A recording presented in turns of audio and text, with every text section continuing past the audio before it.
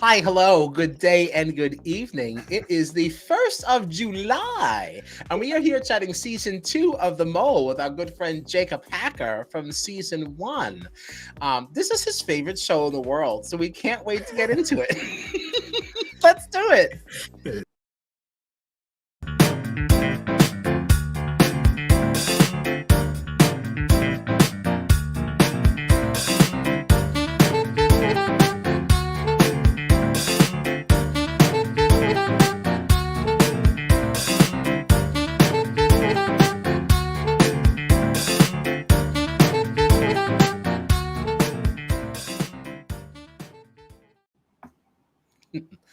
I am Kyle Petty, and I'm joined as always by Tessie Best. I'm Gino. This is Strat Chat. You can find us on all the socials at Strat Chat Pod, and we are reactivating that blue sky. Okay, like we keep saying that we're going to do something with it, but this summer is it because when Big Brother premieres on the 17th, that's right, 2 weeks away, we are going to be using the blue sky. All right, so buckle up. But any Hoosers, Jacob's here. He's only watched 1.5 episodes of 5. Well, I think it was 1 3/4. 1 3/4. I think he's. Yeah, give him a little credit. Give him a little credit. I apologize. Listen, I'm doing the best I can with no script, except for the notes that I have for the show itself. So first thoughts. We have a new host. Okay, Alex Wagner out. Ari Shapiro in. Thoughts? I think Ari's a nice guy, but he's sweet. no Alex Wagner. I miss Alex. And yeah, that's my thought on that. My mother always told me if you don't have anything nice to say, don't say anything. The tricky thing about that, though, is that by stating that, you've already technically said something nice. Sure. Like, damn right, Kyle. I got a lot to say. Okay? Yeah, so there is that. There is that. Now, some might challenge our opinion here and say that the reason why we're not digging Ari right now is because we were first introduced to Alex. And what would you say to that? I would say, even though Alex is very opinionated, I don't think they should have someone. Netflix is as woke as they come. I don't think they should have someone who is in the public eye, especially as a news media outlet personnel. They need to have someone who's a neutral party so you can get a vast majority of viewers. Alex Wagner is a very democratic politician almost. She's very, very news oriented. So they keep following that line of people. I loved Alex. We had great heart-to-hearts. Her and I drank and smoked cigarettes together, okay? We get much more love than that. Y'all got down with the get down. Oh, she was the best. She was a badass. I'm still not sold on Mr. Shapiro. That's how you pronounce it, right? I believe so, yeah. I hope so. Right? Yeah. I already said it multiple times. So I hope so. But he's doing the job right. From the 1 3/4 episodes I've seen, he hasn't had a whole lot of input.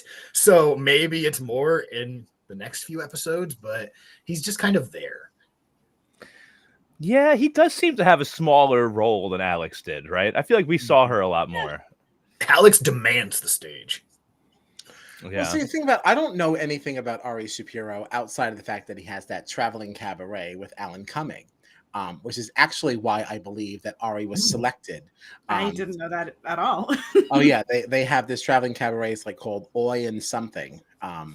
They will be in West Hampton Beach in the next couple of weeks. Tickets begin at $200, so we'll be waving as we drive past. We go to the taco stand. Have a good show. That's crazy. But I feel like because Alan Cumming is doing so well with the traders that it's like,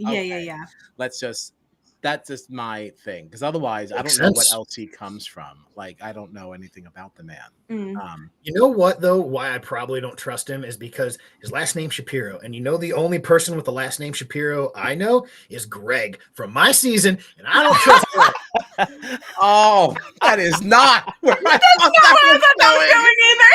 at all. I'm gonna get a nice fateful phone call. Oh man. No, we like Greg. Oh, I man. thought you were going to talk about Ben. And I was going to say, yeah. Well, I'm That's not also crazy where about I him thought that was. either. I was like, oh no, oh no, oh no.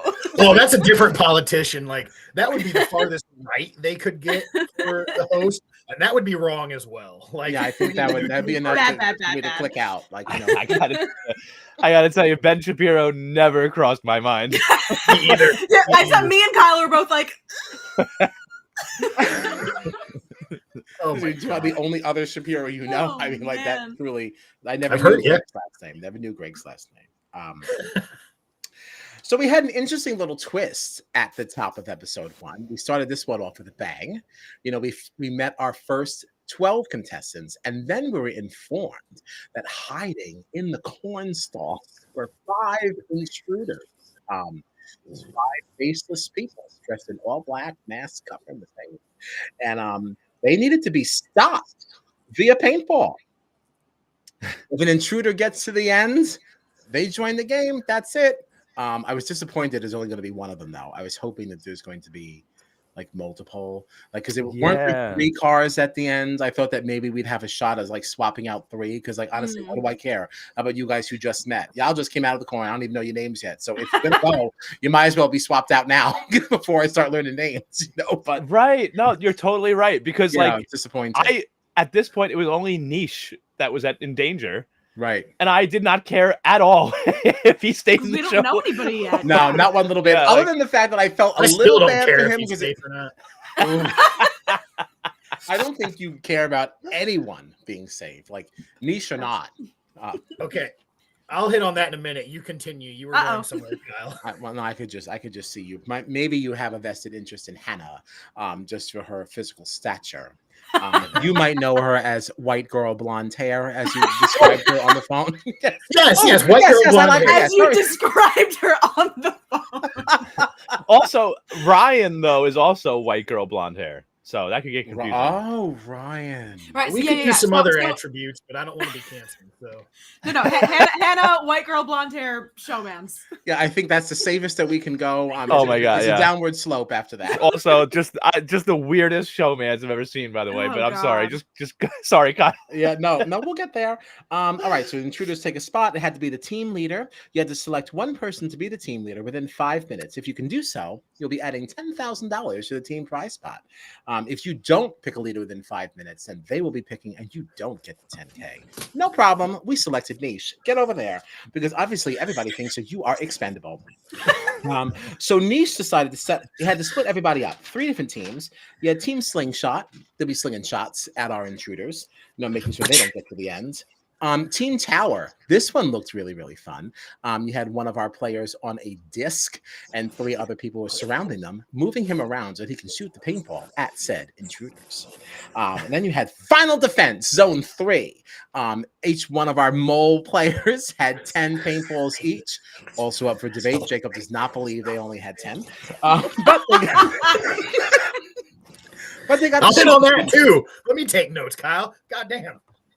Hey, I'm doing the best I can for those of us who didn't watch all of it. So, Zone 1, Niche had selected Sean and Hannah. They were part of Team Slingshot, as well as Q and Yuna. Team Slingshot, total failure. They got nothing. All right. I gotta tell you though, the slingshots I thought were so whack. They were set up for failure. There was no way they were going to win that. You're telling me people the running Mole by TV show sets people up for failure during the missions? We didn't even get past Zone 1. That's why I only got through 3/4 of episode 2, because I seen that they were doing a treasure hunt mission. Oh, how fucking original. Treasure hunt mission. I bet they had more than 45 minutes on their fucking episode. Oh, we had 2.5 hours treading water. They didn't have to swim. They got to walk through it. We'll get to that again, Kyle, as well. Continue. Oh my God. I'm loving this. I'm absolutely loving this. Oh, man. Well, okay, so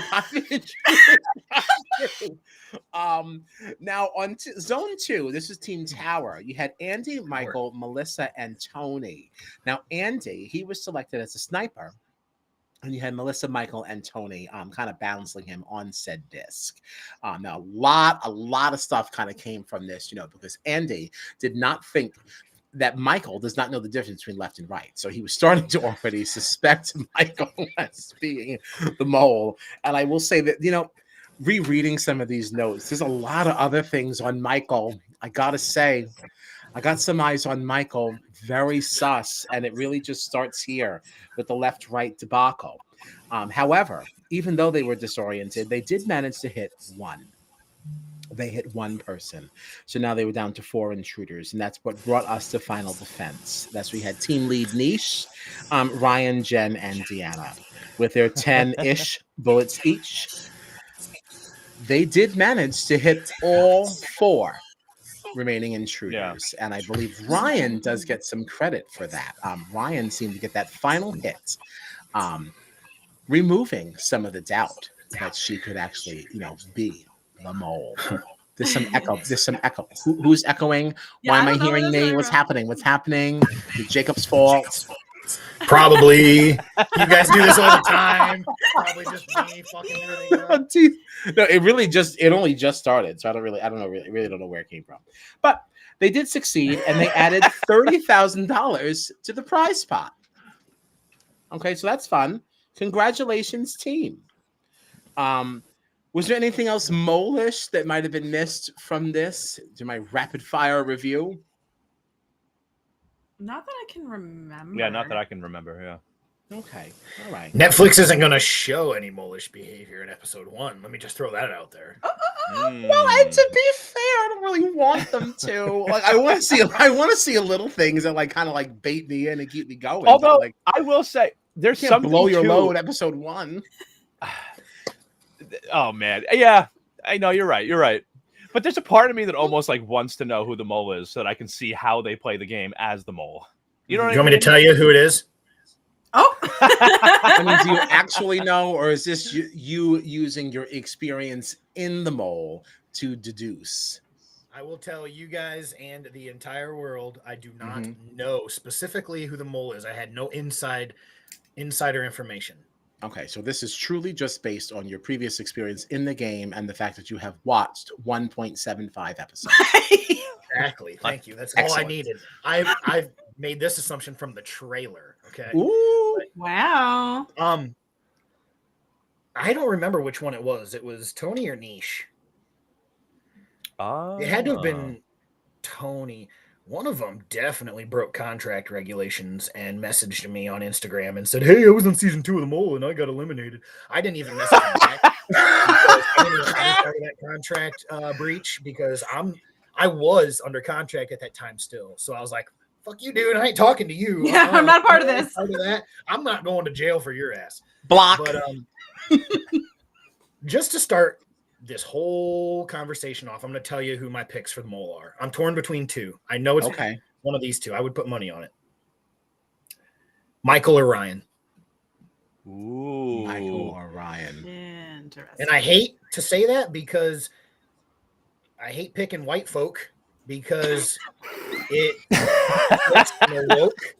But at least I have a woman and I believe a gay man. God. So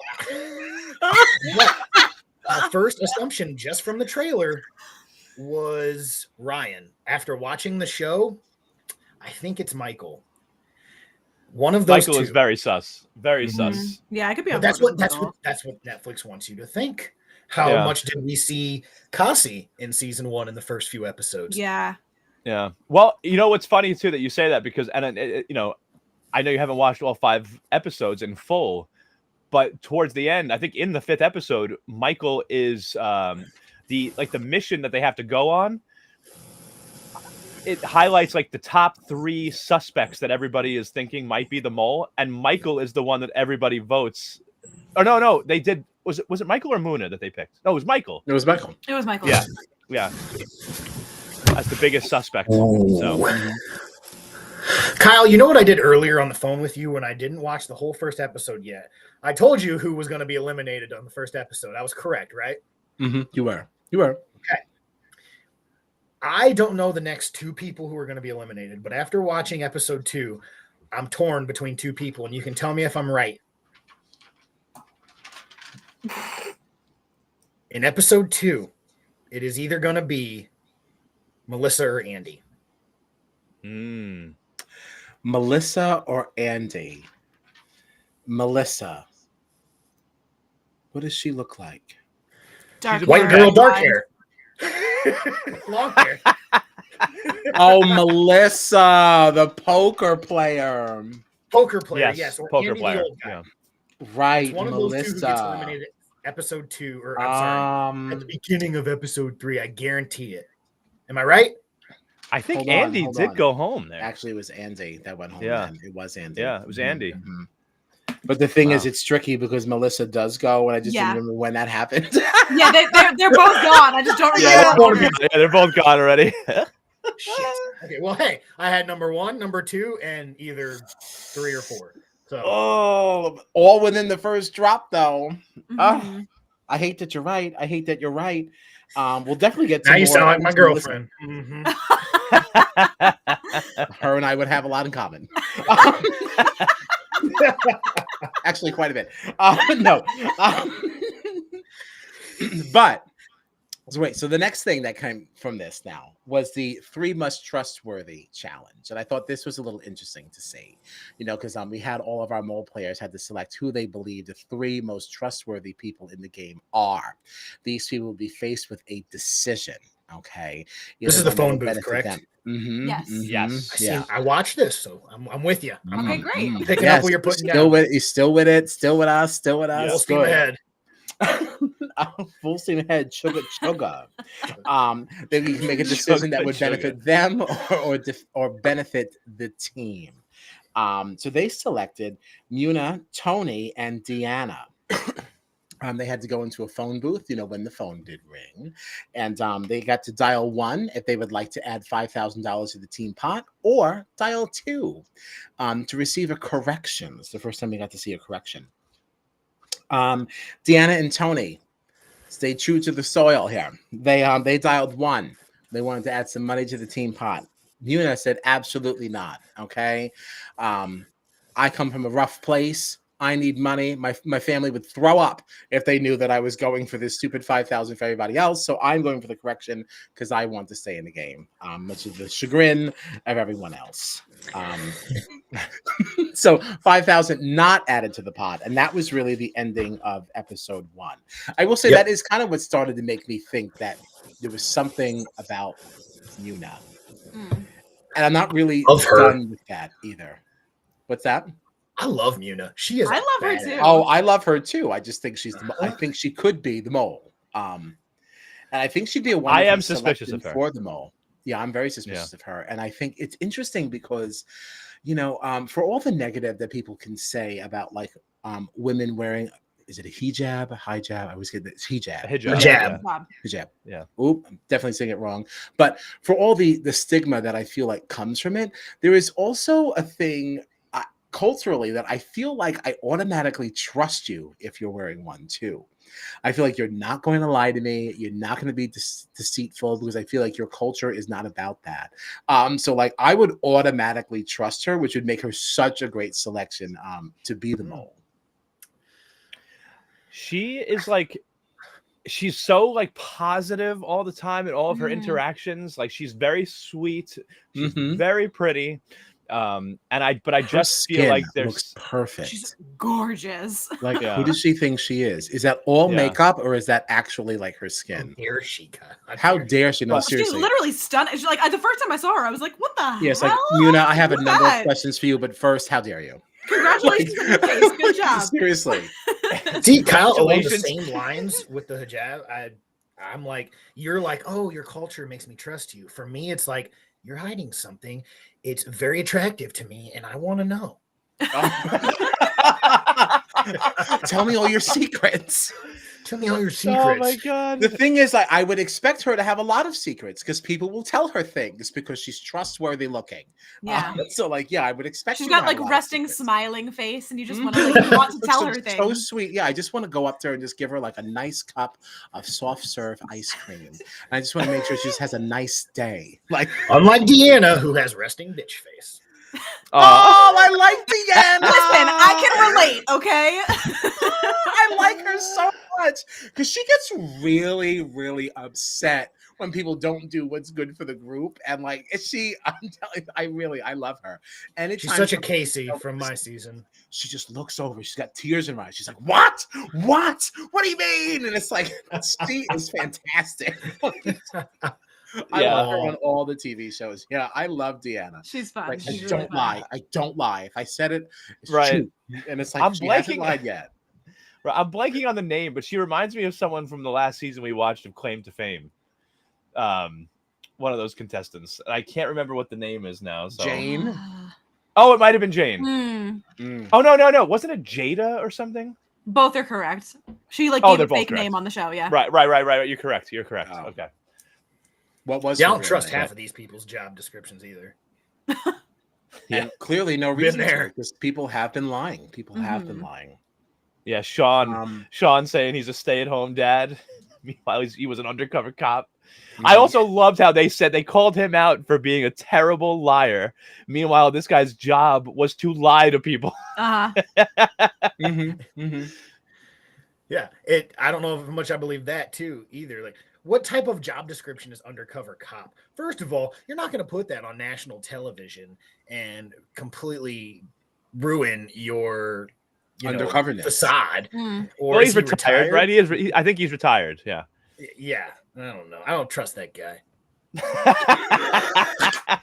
And also the way that you said it, like out of the corner of your mouth. I don't trust that guy. I don't trust that guy. There's because I'm a firefighter and we don't get along. There was a challenge they did where they had to rappel down 38 floors on a side of a building, and he said that he was deathly afraid of heights, and then he rappelled down this building faster than I've ever seen anybody rappel down a building. So who knows? Yeah, but you can have a strike of like confidence, like, you know what, this wasn't as bad as I thought. Now that I'm in it, bing, bing, bing, bing. And that's how I took it. And I gotta say. Did you get a load of Sean's ass as he was rappelling? Yeah, nice shape. Really looked good. I did not happen to. It was right there. It was right there. His ass. So busy. Sean, which one is Sean? I noticed. Sean, the undercover cop. Oh, the cop. Sorry, I had to pull up. Yeah, I know. You were thrown because I said nice ass. He doesn't look like one that would have one, but when he was strapped done, he did. He had a good shape. I'm a straight man, but I figured Tony would have the nice ass. He's the eye candy, and it sounds like he got eliminated, which sucks because now who do they have to look at? He was the eye candy of the cast. I actually thought Tony kind of looked like Mr. Potato Head. Not gonna lie, that's crazy. Actually, I thought that him and Niche were the same person for the first episode because they kept going to the confessionals, and I was like, the hair is the same, but one has a beard and one doesn't. But I'm very confused. Niche is kind of cute though. Like, he's annoying, but he's cute. But like, Michael is adorable. Sorry, you can trust. Not my usual type, but yummos. Any Hoosers, episode 2. It was down to Niche, Jen, and Deanna. I didn't know what to think here. I got one more thing to say about episode 1. Oh. First of all, this is your last full episode. Yeah, give it to us.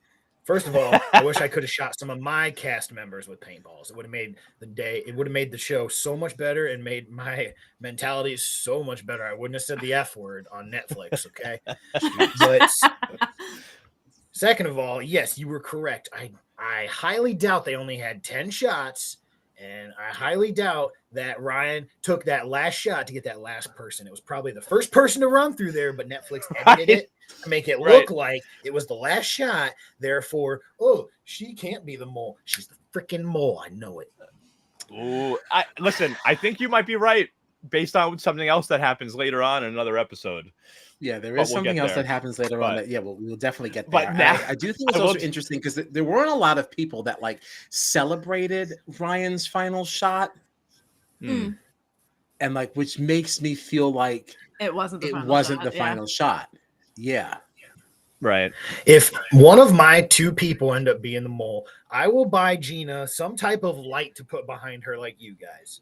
That is there you go. There you go. Not me catching strays on my own podcast. I can bang, bang, bang! I did not see that one coming at all. I didn't either, but I cannot wait for this. One of my people are the mole.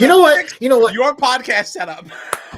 if I am right, Gina gets a Jacob firefighter calendar. Okay. Well, thank you so much. Oh, Excuse What about- me, I keep in touch with you all the time. I don't get a yeah. What about me? What about me? I'll get it. Kyle You're and way out of John the running. get You're one, not even too. gay. All right, great. Bring it on. Bring it on. Everybody gets one. I'm just giving shit. Oh my god. Oh man. You know, I actually Oh, meant to man. order one, and then I was too late, and then I ended up ordering the Zaddy calendar. That's another Am I- reality TV. I know. Am I in that one? You're not in this one. But if I had my way, you would be. If that's worth anything. And I'm starting to believe that it is not. I've had 3 tags for that calendar. Just throwing that out there. They've tried to get me in it. Ah. So what happened? I guess I'm not good enough for them. God, I need. Uh, Whose Instagram do I have to? Bryce is yeah. Well, Bryce. Got to get I a piece also- of my mind. I also We just love have to Bryce. say, I also just have to say that hearing you, Jacob, say that you like wish that you got to shoot paintballs at your castmates is making me picture you on this field with a paintball gun, going all Scarface, being like, "Say hello to my little friend." Oh yeah. Oh, absolutely. Yeah, yeah, That reminds me of like the Home Alone thing too. right. Yeah. Thinking more Western. Yeah. You feeling lucky? Punk. You know. Yes. I only know that line because of the Golden Girls. In season 1, the ladies were robbed, and Dorothy said, "I've got a whatever Magnum." She got to ask herself, "Do you feel lucky? Well, do you?" And she goes like this. She goes, "Punk," and her hair goes like this. Stop. This is way off the rails. You got to watch Dirty Harry, Kyle. It's a classic. Come on. Dirty Harry. I don't know anything about that. Is he related to Dick Tracy? No, absolutely not. No relation. No relation. No, it's one of what's his name? He's old now. He still does movies. Clint Eastwood. It's a Clint Eastwood movie. Yeah, he's very old. Very old. Anyway, sorry for derailing this train. That's all right. It's all right. We're all having a Sorry, good time. he had to insult me. It was very important. Yeah, that's gonna be a I love great, you, great Gina. I'm clip. sorry. That is going to be a great clip. We'll never see it. We'll have to have John do it. I'm gonna do it. Don't yell at me. No, I'm gonna do it. No, I'm gonna do it tonight. So we know it was a little before minute 28. Yes. So Jen's eliminated. Sorry, Jen. We barely knew you. We barely Called knew it, ye. didn't I? Yeah, you did. Yeah. You did. Yeah. That brings us to our next challenge. It's this treasure hunt. There's a lot going on with this. You had to get this map and find this treasure. You had 2 spots with clues. You had the shipwreck and this smashing rock part. Then once you Sounds got your familiar. clues, you had to. Yeah. This did feel a little. This familiar. felt like was it your first mission on your season, right? With the maps, I think Joy was reading a map and stuff like that. I feel like that was like the very first mission you guys did. It was early we on. had I don't know that it was the first The one. first mission, which was finding the buried treasure in the jungle. Yeah. But then I think second or third mission was the underwater, the diving treasure. Oh, shipwreck. okay. Yeah. Yeah. And that's when Avery dropped that thing on the What seashore. the hell with that thing? Yeah. That's when Greg put the life vest on upside down like a diaper, and we were treading water. Yeah. Good times. Shut up, Greg. Good times. Probably like my only line I had, and that's after 2.5 hours of treading water that they put down to 12 minutes. Yeah, we didn't know you much in the beginning of that Mm-mm. season. No, They hid me. Yeah, you were hidden. It wasn't too much later.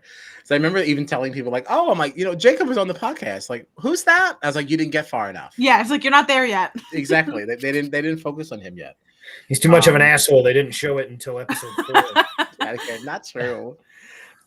Once you had your clues, you had to find the treasure and then build a little raft and get it over to this buoy that everybody had to get there. We saw Niche asserting himself again as a leader. People didn't like that, especially Hannah. He's such Now a this- will.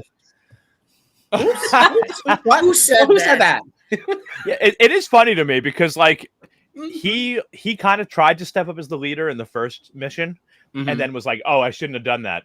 But then for some reason, every other mission since then, he's been like, "I have to be the leader." It's like, yeah, it's like he wants to be the leader. Because there was even that conversation. I don't remember what challenge it was because it's all like one big blur now. But he was like in the car and they were talking about how they had to select the leader. It's like, I know you guys are going to select me. And Melissa was like, no, actually, we're not. We're not going to select you. Like, we're tired of you. Yeah, no, she was good TV. Now this smashing rock thing. Oh, that's right. They had to follow the countdown to follow their way to this clue. Right, the whole 5, 4, 3, 2, 1 jamming.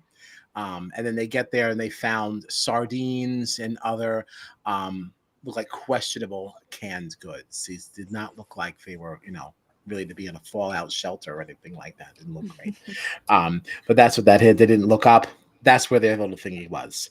Now, Team Raft. I thought there was a lot of interesting things going on Team Raft because Andy looked like the main raft builder, like using the good rope, as Deanna said, to make all these little knots and make sure all the things together.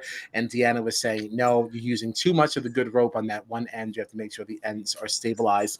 What's interesting here, though, is that Andy was trying to paint a picture or kind of point things at Muna because she wanted the raft to be a little smaller.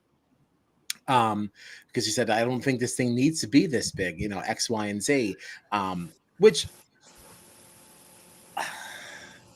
I had mixed feelings on. I don't know why you're acting as if she is now questionable because she wanted it to be smaller. Meanwhile, there was clearly an issue with the amount of rope remaining. So maybe she's not being molish. Maybe she's just saying that. Yeah. No, yeah. Because I was gonna say when they got the chests, they actually got the chests on there. It felt like they definitely needed extra space. Like if it was smaller, it would have been harder to do. Right, they didn't know what the size of the chests were. Well, that's what I was going to say. I was going to say that, but then I realized that they hadn't actually seen the chests yet. So maybe Muna, maybe that wasn't, maybe she wasn't trying to do anything there. But I don't know. I feel like you're chomping at the bit there. What should be? I hate this show. I love this show. I hate this show. I love this show. It might be a video of Michael Jackson. It was like, I don't like touring. And they're like, you have to be more positive. Have you guys seen this? Yes. Yes. You have to be positive. You can't say those things. Like, I love to tour. Touring is my favorite thing.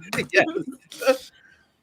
I can picture of them doing the raft right now, being in that position, them creating this raft, and production goes, okay, so we're gonna film this again, but we need you guys to talk more, be more, confrontational, talk more. So that's probably why they were arguing about rope and pointing fingers at each other, because they needed more attitude. And it probably has nothing to do with anything. Fuck the rope. We just need to get these chests. It's so annoying. I'm sorry. You think there was a big pile of rope just off screen? Oh yeah, that hadn't been used yet. Look at all that rope right over there, just in case you make a mistake. I will say, I am very grateful for the mole. If they would ever ask me to do any type of reality TV again, beggars can't be choosers. I'm not a big reality TV guy, but I am very fortunate for the mole to give me an introduction into the reality TV world. I'm glad my contract is up. It's these people's turn. They get to deal with it. But if not for the mole, you wouldn't have gotten to meet us. Yeah. Right? So thank you, mole. At least one good thing came of it. Yeah, that's right. Yeah. I'm sure there's been more than one good thing. A lot of good things. Yeah. You honestly, you should be. You need to be on the. You need to be on the traders. Honestly, there's a lot of things that Jacob needs to be on. Yeah, my manager's actually working on that. Actually, he mentioned something about working on getting me on the traders. Oh, yeah, that would be. Thank you, awesome. Manager. Thank you, Manager. Thank you. Not as cool as Dancing with the Stars, Gina, but still cool. Why are you yelling at me? I am also trying to get you on Dancing with the Stars. I feel like you got the most connections. I'm Team Jacob. Why are you yelling at me?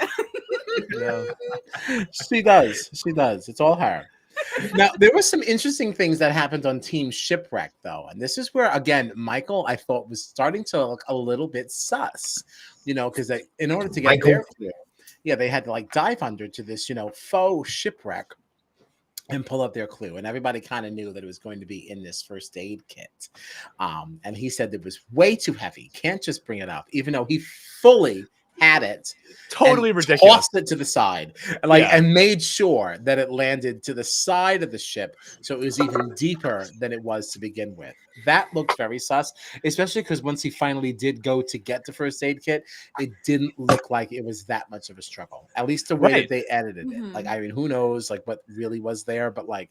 It looked way too simple for all the going back and forth above the water. I was strategizing. Oh, what are we going to do? Shit. Should we just go back? And he's like, you know what? No, time is running out. Let me just go get it. And I was like, what is this?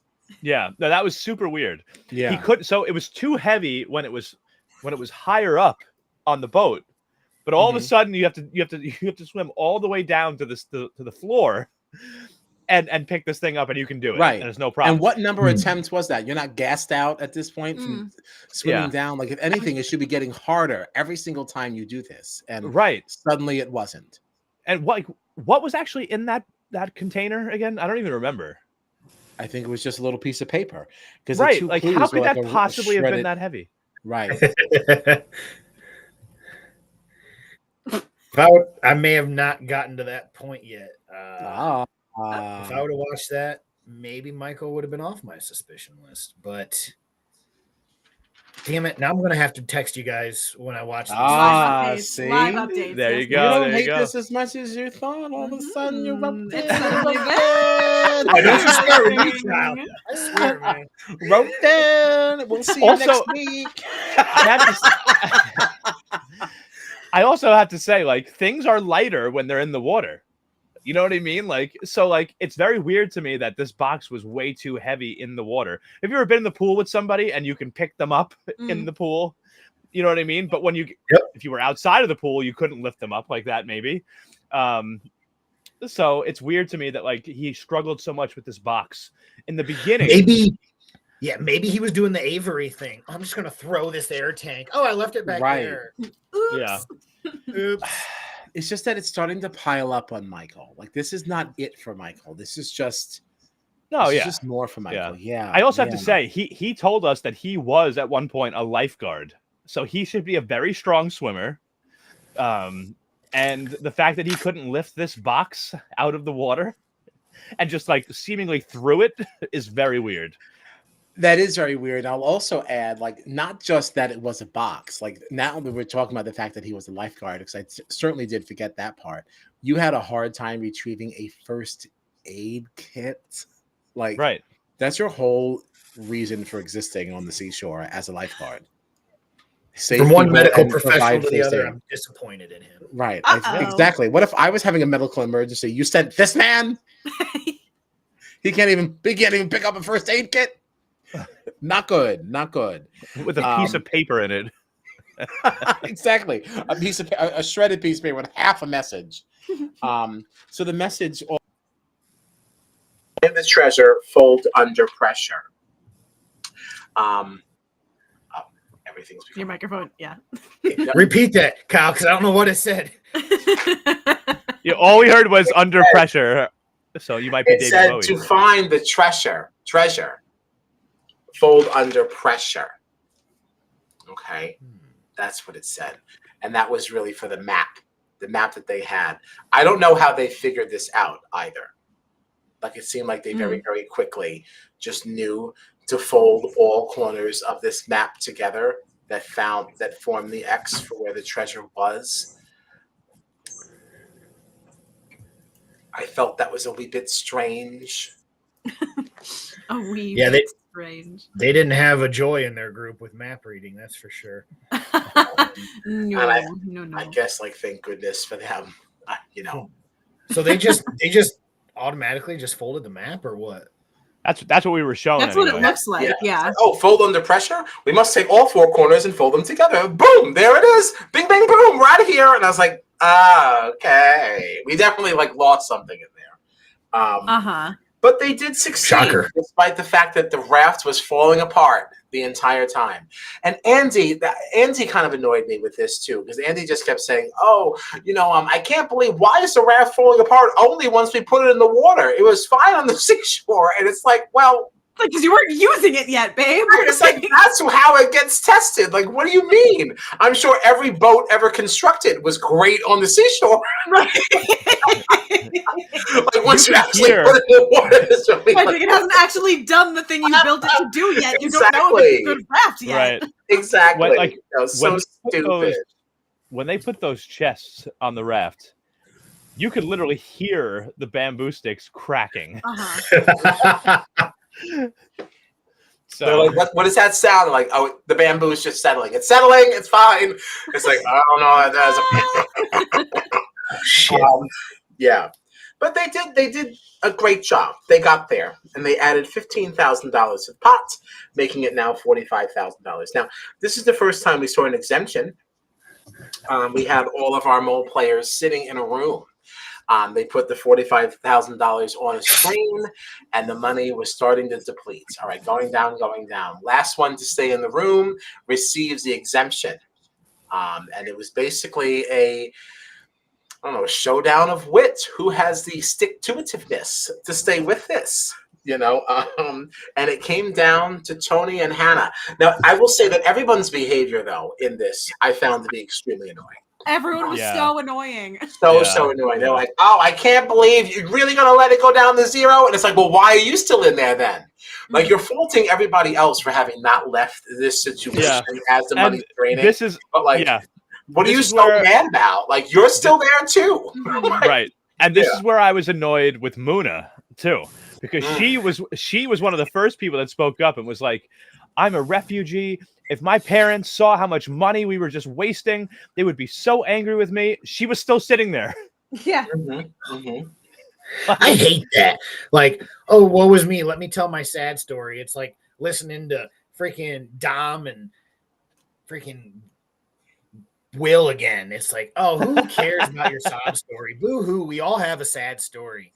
Like that. Okay, so you're telling me I'm going to have to drink again to watch this next episode, Kyle? I mean, I don't think so, but I will say that I was drinking as I watched all five. So, I mean, there is that. So, I mean, annoying. Yeah, you derive what you would like to from that. But we did get an interesting line from Hannah in this, and that, like, she really felt that she could threaten Tony in this moment. So, like, you know what? Like, I'm just going to sit here no matter what. I don't care if this thing goes down to zero, even though Tony had said the same thing. But then she also added that I've never had a man say no to me, which... Yeah, Hannah is really... There's something a little hot about that, depending on... No, hot people are so annoying. It's like, yeah, I get it. You've never had to struggle for anything in your life, and people just do things for you because you're hot. Congratulations. I get it. I gotta be honest, too. Like, I don't even think she's that attractive. And like, obviously, her personality instantly makes her less attractive because of the fact that, like, she's just like... She just assumes that everybody's gonna hand everything to her. Like, and like, it was so awkward to me. Like, just listening to her say, right, to Tony, "Get up, just get up, just go, get up." Let me, it was like really weird. Like, it sounded weird. I was like, this sounds really strange. It's making me uncomfortable. Yeah, I would not have been able to survive in that moment. They would have. There was a lot of yelling in the back. Like, people were really people were not having it. Q was pissed. Q is also a little much, though. He's a little much. Like, he just needs to calm it down. Like, I find him to be... He's like the Dom of this season, honestly. I felt like Dom was like just a little over the top, like, and not in a fun way. I feel that. Yeah. Although I did like Dom's nails. Very much. Yeah. So. Oh yeah. Sure. Nice nails. Who do you which Q do you like better? The Q on the Mole season 2 or Q from Survivor? Question. That's an interesting question. I don't know yet. I haven't seen enough of Mole Q to really know, because I feel like I'm leaning towards Survivor Q, but I don't know this one yet. Yeah. I don't know who Survivor Q is, but I don't like Mole Q, so I'm gonna go with Survivor. Survivor Q. I like Mole Q better than Survivor Q already. Interesting. Yeah, I do find that interesting because I feel like Survivor Q didn't have the most exciting first half, but I thought that I enjoyed him later. The Q skirt and things like that. Like I did enjoy him later. I was just exhausted by Survivor Q with the whole hide and seek. I'm gonna read everybody now. Yeah, no, he was exhausting, but I don't know. I find this Q to be super irritating. Well, I think he's a nice guy. I don't know enough yet. I can't decide. I'm not sold. But that was episode 2. All right, so that's that. Charging along, episode 3, Hannah gets the exemption. However, the pot, it went from $45,000 to $9,870 as a result of Hannah's tantrum, refusal to exit. Her tantrum. That's what I'm calling it. But Ari felt bad. Ari felt bad and said, "You know what? That's unacceptable. I'm gonna give y'all $130. Let's round this sucker off. We're gonna put the prize pot at $10,000. All right, because you guys are a mess." We had another quiz, and that is when Jacob's fave Andy left the game. Okay, many lamentations to Andy. Poor Andy. I knew it. Only watching 3/4 of that episode, I knew it. I have to tell you, Andy looked exactly like a guy I work with, whose name is John Frank. Yeah, he's two first names. What if that was him and he just didn't want to go by his real name? I swear to God, the mustache, the hair, everything was exactly the same. I'm convinced that this was my coworker. You should message him. Like, I love you on the mall. Yeah, no, don't even say anything. Just, are you Andy? Are you? I just want to message him and be like, have you spent any time in Malaysia recently? Speaking of, how do you feel about the location switch, Jacob? Because obviously you guys were down under in Aussie territory, and now they went to Malaysia, which really looks very beautiful. You jellies? It looks gorgeous. I'm jealous that we had to film during COVID, so our locations were kind of not what they should have been. But Malaysia honestly looks a lot like Australia, especially our jungle was better. I mean, I got to be in the oldest rainforest in the world. We had the best jungle. We had the best jungle, okay? And our beach looked identical, just like the exact same mission that they did that we did, the treasure hunt. Again, oh, how original. Our beach was better.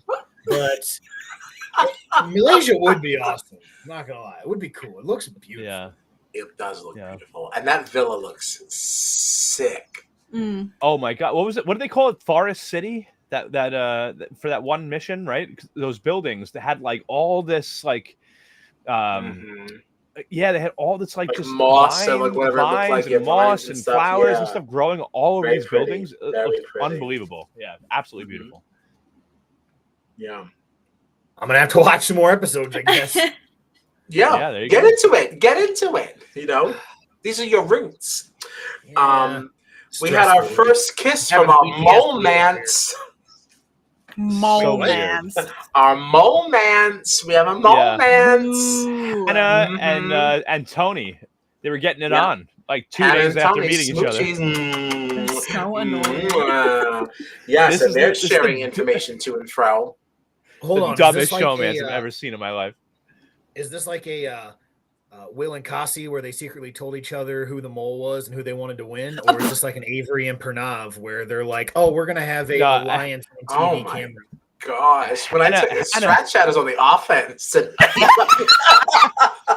Sorry, I've got a lot of hostility tonight. That's fine. That's fine. No, I love it. I love it. Man. Hannah actually, this was a really annoying showmans. They met each other like 2 days ago, and they were already just like all over each other. Couldn't take their hands off each other. Making out. I'm looking at my cast. Hannah and who? Tony. Hannah and Tony. Yeah. The two hot people. That's definitely a Hannah move. She looks like that kind of girl. But Tony, I think, is Mr. Potato Head. Yeah. Was Hannah the one you said was saying like I've never had a man turn me down or something? Yeah, it was the two of them. Yeah. And Hannah screwed Tony over, which we'll get to. Yeah. I would have been. I have mixed feelings on that too. We can't really be sure that she screwed him over, but we'll certainly get there. We'll get there. Although my next note is Hannah definitely seems to be playing him and just doing this for trust and information.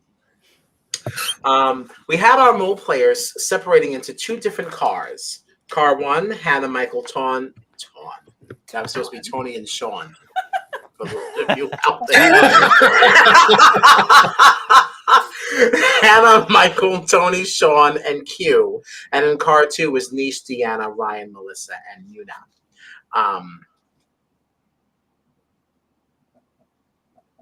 What? I would have gladly made out with Sandy if the show wanted that. Like, I didn't know they wanted romance. I will say, you feel like you missed an opportunity. Somebody should have told you that, like, a mole-mance was encouraged. Mole-mance. Yeah. I will say, your cast was hotter than this season. It was. You're not the first person I'll back to say that. that. I'll back that. Yeah. They went with a specific genre of people for season 1, and then season 2 they went all over the spectrum from one end to the other, which is cool to have a different variety. But yeah, I would have gladly taken one for the team and made out with Sandy. Honey, if you're watching, I didn't know you at the time. I love you dearly. This is not realistic at this point in time. You know, I'm madly in love with you. She has a boyfriend. This is different. This was way back in Australia. That was a long time ago. 4.7 years ago. Doesn't count. It doesn't count. Love you, Sandy. No. Love you, Sandy. We love you, Sandy. That's fantastic. So they had to do this heist. That's what this one was. This was the fun one that John was talking about before. You had to select 2 team leaders, one from each car. Wait. You're telling me there's another mission called Heist? Well, it wasn't called that, but they did use the word heist in describing it. Original. Continue. Wow. We're going to ask you to hold some of your very intense exasperation until the entire explanation of the challenge, because some of this was fun. Well, I don't know. It wasn't actually that fun to watch once you got past Sean's ass. Because this was the repelling. This is where we saw Sean going down and Melissa going down. And this is where John was starting to say that some of Sean's behavior was a little mole-like. Repelling, because he was very, very nervous about going down. He's like very, very scared of heights, X, Y, and Z. And he really didn't actually start his repel until about 10 or 11 minutes into the challenge. But once he got there, he breezed past Melissa. And the point of this is a 38-story building. You had to come down and find the balcony that had the red chair. Once you saw the balcony with the red chair, you knew that was the apartment that had the money in it. You told all of the rest of your car team to come inside and start to solve the puzzle to get into the safe. That would have been so fun. Yeah.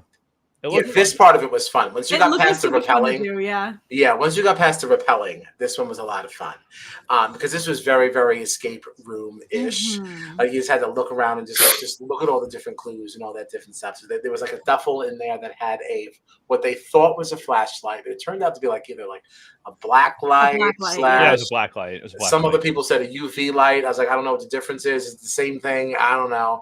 It was for Hannah and Tony's room, apparently. Whoa! Yes. Every time we're on a roll, you just make it just takes a turn instead of spiraling down. Well, Tony really showed himself to be a moron here too, because we know he was eliminated.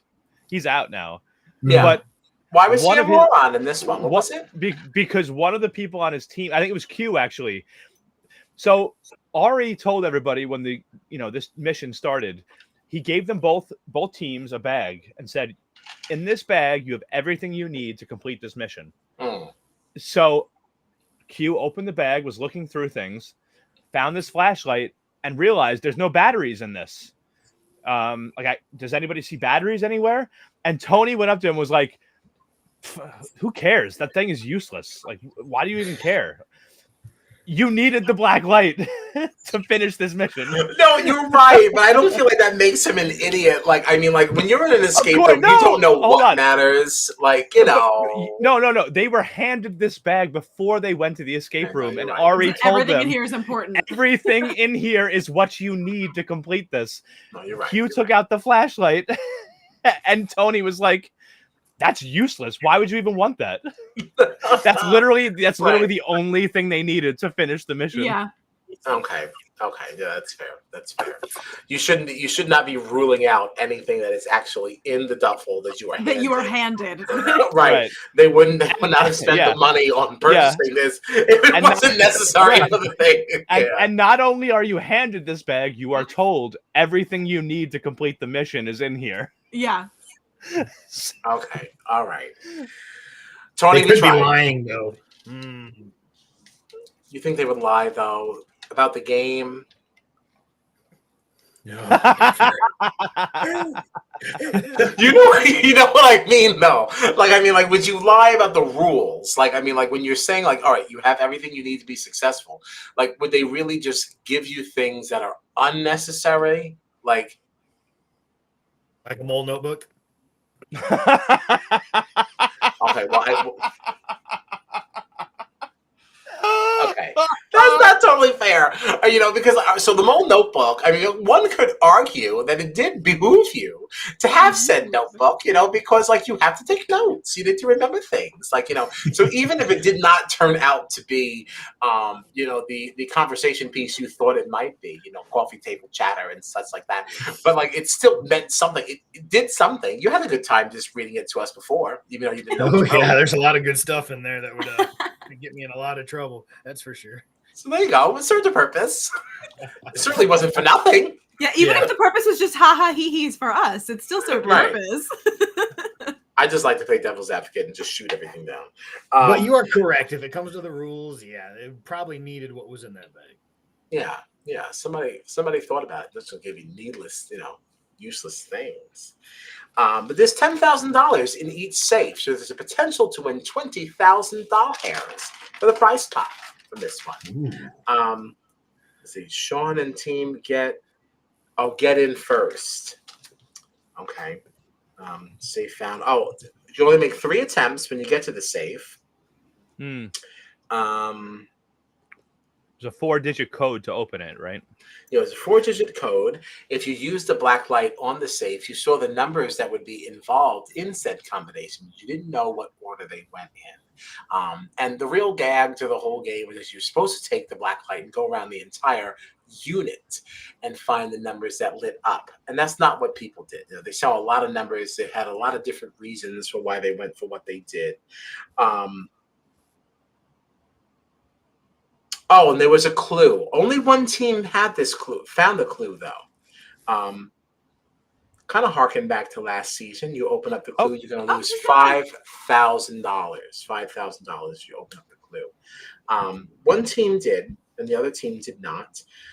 Team 1, in the first card, they failed.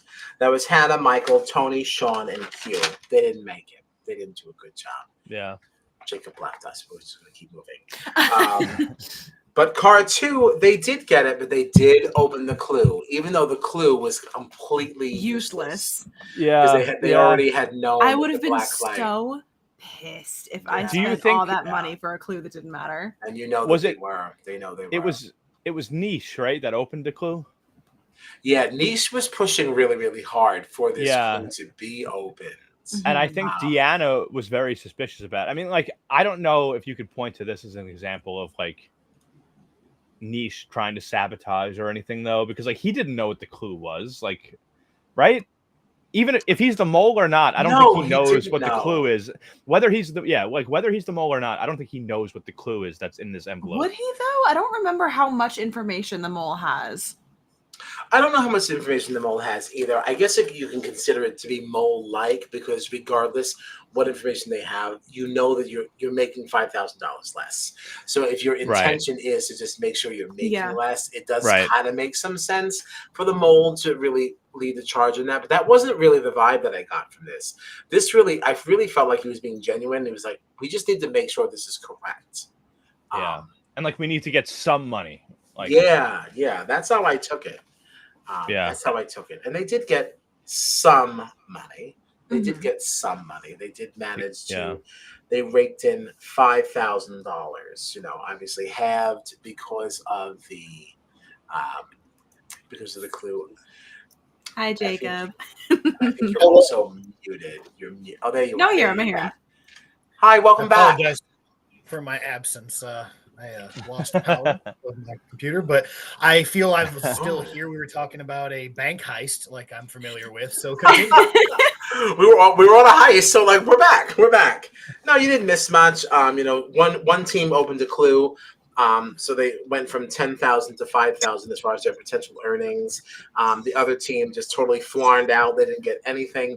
So really, our players here only won $5,000, bringing the prize pot to $15,000. Bunch of losers. Jeez. Bunch of idiots. Bunch of idiots. This pot has gone. It's gone. I think the highest it's been. It's like 60,000, and it immediately gets totally drained. Yeah. Right, it's wild. You would think that Joy was playing again. Yeah, what a Joy move. We're 5 episodes in, and as far as the audience knows, the pot is at $0. 5 episodes in. Yeah. So. Ooh, I guarantee they'll get it above 101,000 because that's what first season was. So it's got to be more than that. Okay, I mean, like, listen, that is how these shows go. Like, it would not be very fun as a viewer for somebody to like win the mole and go home with like $8,750. Yeah. Like they have to win something. Even if we're going to the finale episode and the pot is at like 10 grand, Ari, the host, will come out and be like, "All right, you've lost a lot of money this season. This is your chance to add $140,000." Yeah, if you complete this mission, you'll get $100,000. Yes. Somehow the pot will be higher than it's ever been all season. Yes, for the first time in mole history. But I like that. I eat that shit up. Now I did like the next thing that came here. This was really, really fun. This is when we got to our fortune cookie extravaganza. Oh yes. Our mole players, all 10 of them that we have left, they sat at this table, and there were 10 fortune cookies sitting on the table. Each person had to select what cookie they would like. 5 of the fortune cookies contained an exemption, and the other 5 had a cash prize that you'd be adding to the prize pot. You had to now nominate people to go home. Not go home, but be eliminated from this game. Vote people out one by one who you think have an exemption, because obviously the point of this is to add some money to the pot. So it's a food challenge with everybody sitting around a table, and you have to pick people to leave the table. Oh, okay, sounds familiar. Jacob. Ooh. That very negative spin. Instead, we're going to go for the sunshine of it, and I will say this harkens back to a game called Malarkey. Does anybody know Malarkey? Malarkey is a game in which you pose a question to the group, and then like you scramble up all the little answers, and you put them face down, and you toss them out. Everybody has to grab, because you put the little answer cards inside a little cardboardy cover, right? So you don't know what you're getting. You're either getting the actual answer to the question, or you're getting a bluff card. So when you open it up, you now read, do I have the answer to the actual question, right? That's usually some like random piece of trivia. Or do I have a bluff? If you have bluff, you have to convince people that you have the correct answer. And that is what this kind of like felt like. So 2 truths and a lie. People that I mean, I suppose so. Like not no, I guess. Not no, I guess, but way more exciting. And when you watch it, you're gonna eat this up. You keep acting like you're so turned off to this whole thing. But Was like, this? You're digging it. You're digging it so hard. I'm gonna watch some more tonight. Yeah. Of course you are. You're digging it deep. The food challenge in your season, Jacob, was that like it was like something spicy or something like that? You had to try to like contain it. And that's what it was, right? Like you pretend you weren't yes. eating the gross thing or something. Yeah. And Joy was just like, my mouth bled. no, it didn't. Ouch. Did it actually? No. Yes. Wow. I bit my tongue and I couldn't even tell. What did you have to eat? The first one I was forget wasabi, what it was now. peas. Right. Yeah, Second that's right. one That's right. was Yeah.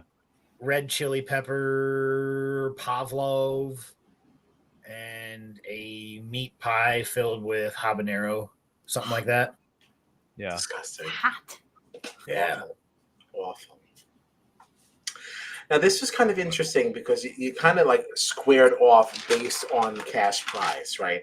So we knew there were 2 cookies that had $5,000. We had 4 different people that said they were the ones that had 5,000. I will say there was a little interesting to me. There was such They could be lying though, correct? for all these. Yes, yeah. No, 2 people definitely were lying and 2 people were telling the truth.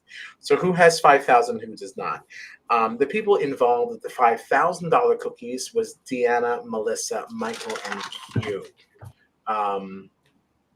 We consult the chart here. Okay.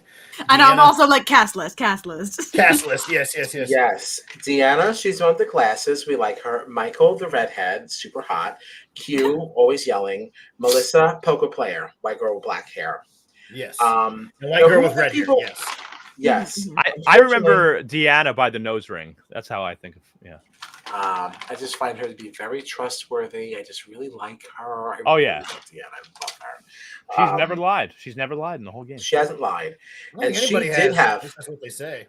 Oh. She's been pretty honest so far. Like she insisted she had the money, and she's like overwhelmingly honest. Yeah. Yeah, like so super honest. It's almost like annoying, but it also could be really fun if she was the mole. Like if you get to the end, it's like, oh my gosh, like superstar.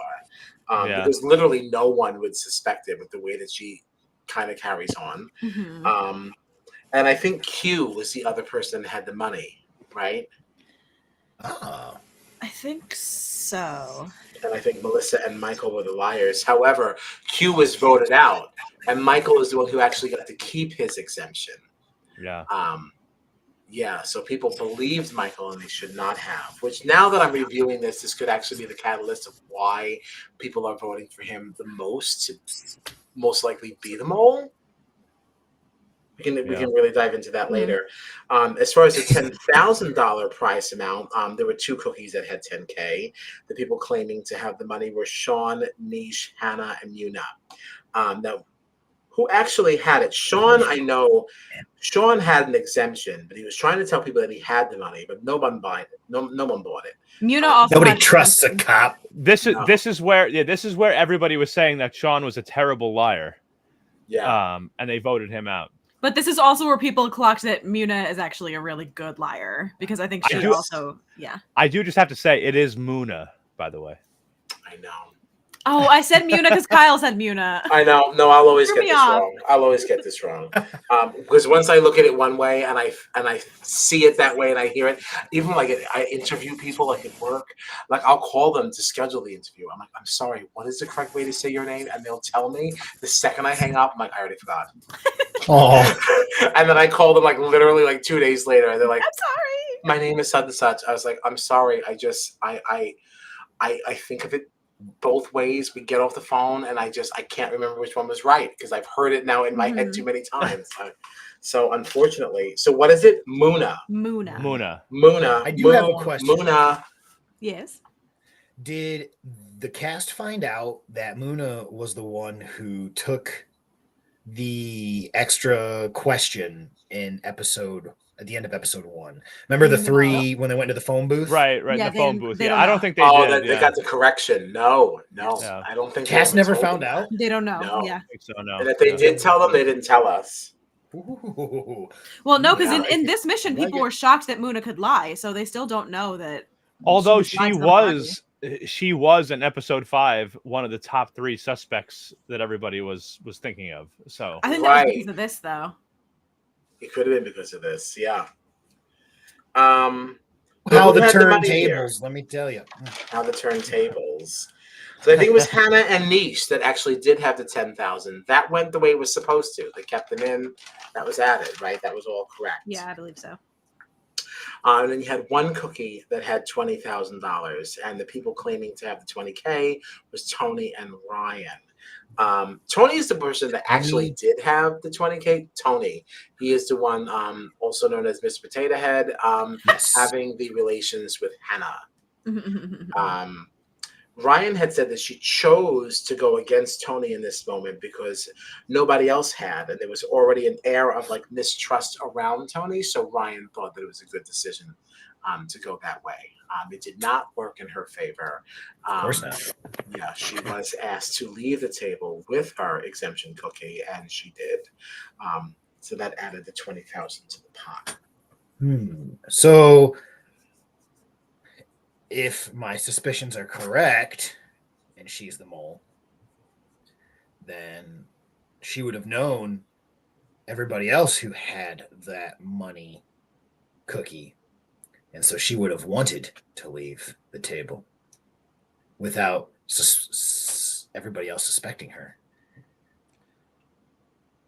Or am I completely off here? Do I not understand the concept? Well, so here's the thing. You're right, but not about this portion of the show. Because we, at least from what we saw, it seemed like very randomized. Yeah. It was all everybody was just given a plate with a fortune cookie on it. They opened.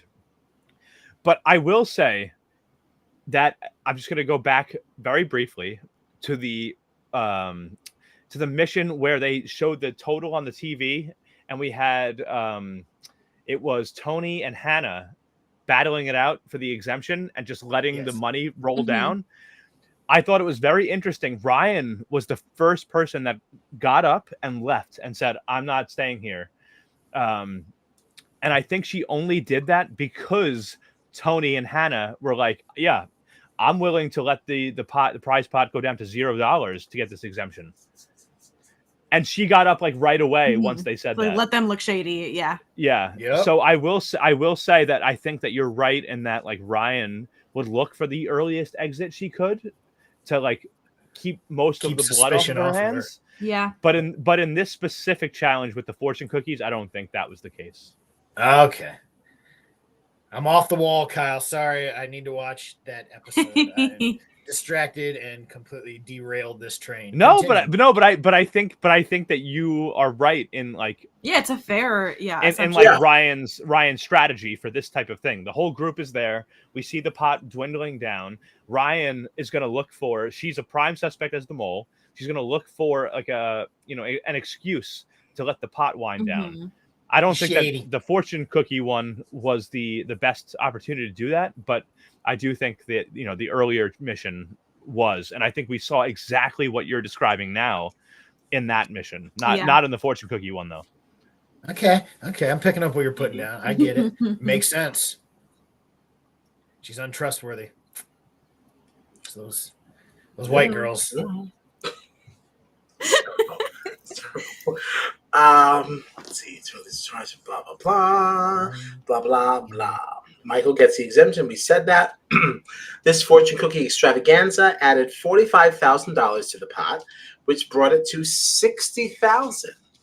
Not bad. They did very well in this challenge. Better than I expected, honestly. Yeah. Well, people are sabotaging left, right, and center. I'm surprised they have any money at all. Totally true. After this, we did get another quiz, and that's where we saw Melissa see her exit. All right, this one with the black hair, poker player. Yes. I was surprised. I thought we were going to see Melissa way, way later in this game. I thought this was a pretty early exit for somebody who appeared to be very, very perceptive. Like, she was somebody that I was actually pretty excited by. I thought her rappel performance was pretty pathetic, but so was mine, except for the fact that I'm sure that gravity would take its do its thing. I would just be at the bottom anyway. So, like, whether I want it to be or not. But this it's funny too. It's funny too because she was the worst at rappelling, but her team is the only one that got money from that challenge. So. Yeah, she did say slow and steady wins the race. That is what she said. Yeah. But then they brought us to movie night. Everybody was in a hotel room separately. They had the opportunity to be able to watch interviews from everyone else regarding how they would play the game if they were chosen to be the mole. In order to watch these interviews, each viewing would cost $5,000 from the prize pot. If all of our players do not watch a video, do not fall to this temptation, they would add $25,000 to the prize pot. Well, needless to say, that is not what happened. People most certainly took the opportunity to watch some interviews. Eight out of 9 players. Yes. Watch. Let me guess. The only one who didn't was Deanna. No, it was Q. No, Deanna actually did. Deanna watched the video, and she chose to watch Muna's. Muna. Yes. Deanna watched Muna's. Because Q really is just holding so steadfastly to making sure we keep money in the pot, despite the fact that nobody else seems to give even the first fig. Yeah, literally anytime that there is anything that might slightly cause people to lose money, he's like, everyone, please stop it, please. Stop it. What's the whole point of us playing this game? It's like, all right, Dom. Thank you. I wasn't going to say it because I feel like I'm trailing too much in the past. I wasn't going to say it. Thank you, Kyle. But I will say, could this be a strategy? Because it could be. I'm just going to say right. Like if let's just say hypothetically, right? Let's just say hypothetically, I don't think that Q is the mole, but let's just say he is, right? It could be a smart strategy, right? To sabotage the missions, and then when you have these random things like movie night come up or whatever, you can, or when they're in the classroom in episode 5, or when they're sitting in the bar with the TV and the clock running down. It's very easy to make a public display of how disappointed you are that everyone else is letting the money run down, right? The prize pot keeps getting smaller and smaller. Why are you doing this? But I can't be the mole. I, out of everybody, want to keep money in the pot more than anybody else. So it couldn't possibly be me. I'm acting so over the top outraged that you guys are letting this money wind down, but then secretly in the missions, I'm sabotaging you. Yeah. Like, I'm wondering if that could be a possibility. It could. That's why I thought Will was the mole in my season. That exact same concept. Yeah. Could be. Yeah. You might be onto something. I'm with you. I don't think it's him, but I don't think it's him either. But it's good gameplay. Right. I will say there's significantly more, because I feel like last season Avery was really the only one that was doing the whole like, I'm gonna look as suspicious as possible to get people to vote me in the quiz so they get the answers wrong. I feel like everybody is using that strategy this season. Like literally every confessional is like, yeah, I don't know. I'm gonna make sure that somebody sees me doing a suspicious thing, and then that's gonna like throw people off. And it'll be really like, we see that literally in every single confessional. Why is everybody using the same strategy? Now I'm confused and I don't know who I'm looking for, Yeah. Not surprised. But God. There are certain moments though that you can't ignore. It's like between Michael dropping that first aid kit, Ryan with this gala thing, which I'm sure we're going to talk about probably next, telling, Jacob hasn't seen it yet, but we'll get into it now, I'm sure. So, but Ryan did something very shady in one of these next missions. Kyle, what you missed was we talked about how the guy who didn't take any of the home videos may be suspicious. Then we talked about why Tahiti has the best cockfights, and then we came back. So we're here. We're waiting for the next episode. I missed an interesting 2 minutes there. Yes. I can't wait to go back. Since Kyle wasn't here, though, I am interested in posing this to you. So Q, right?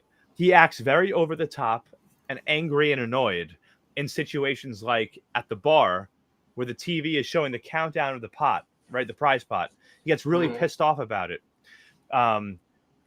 But for all we know, maybe he's sabotaging the actual missions they're doing, right? Like he gets very angry in the classroom when the money's going down, or when everybody, bets the whole pot. Like he acts like very over the top.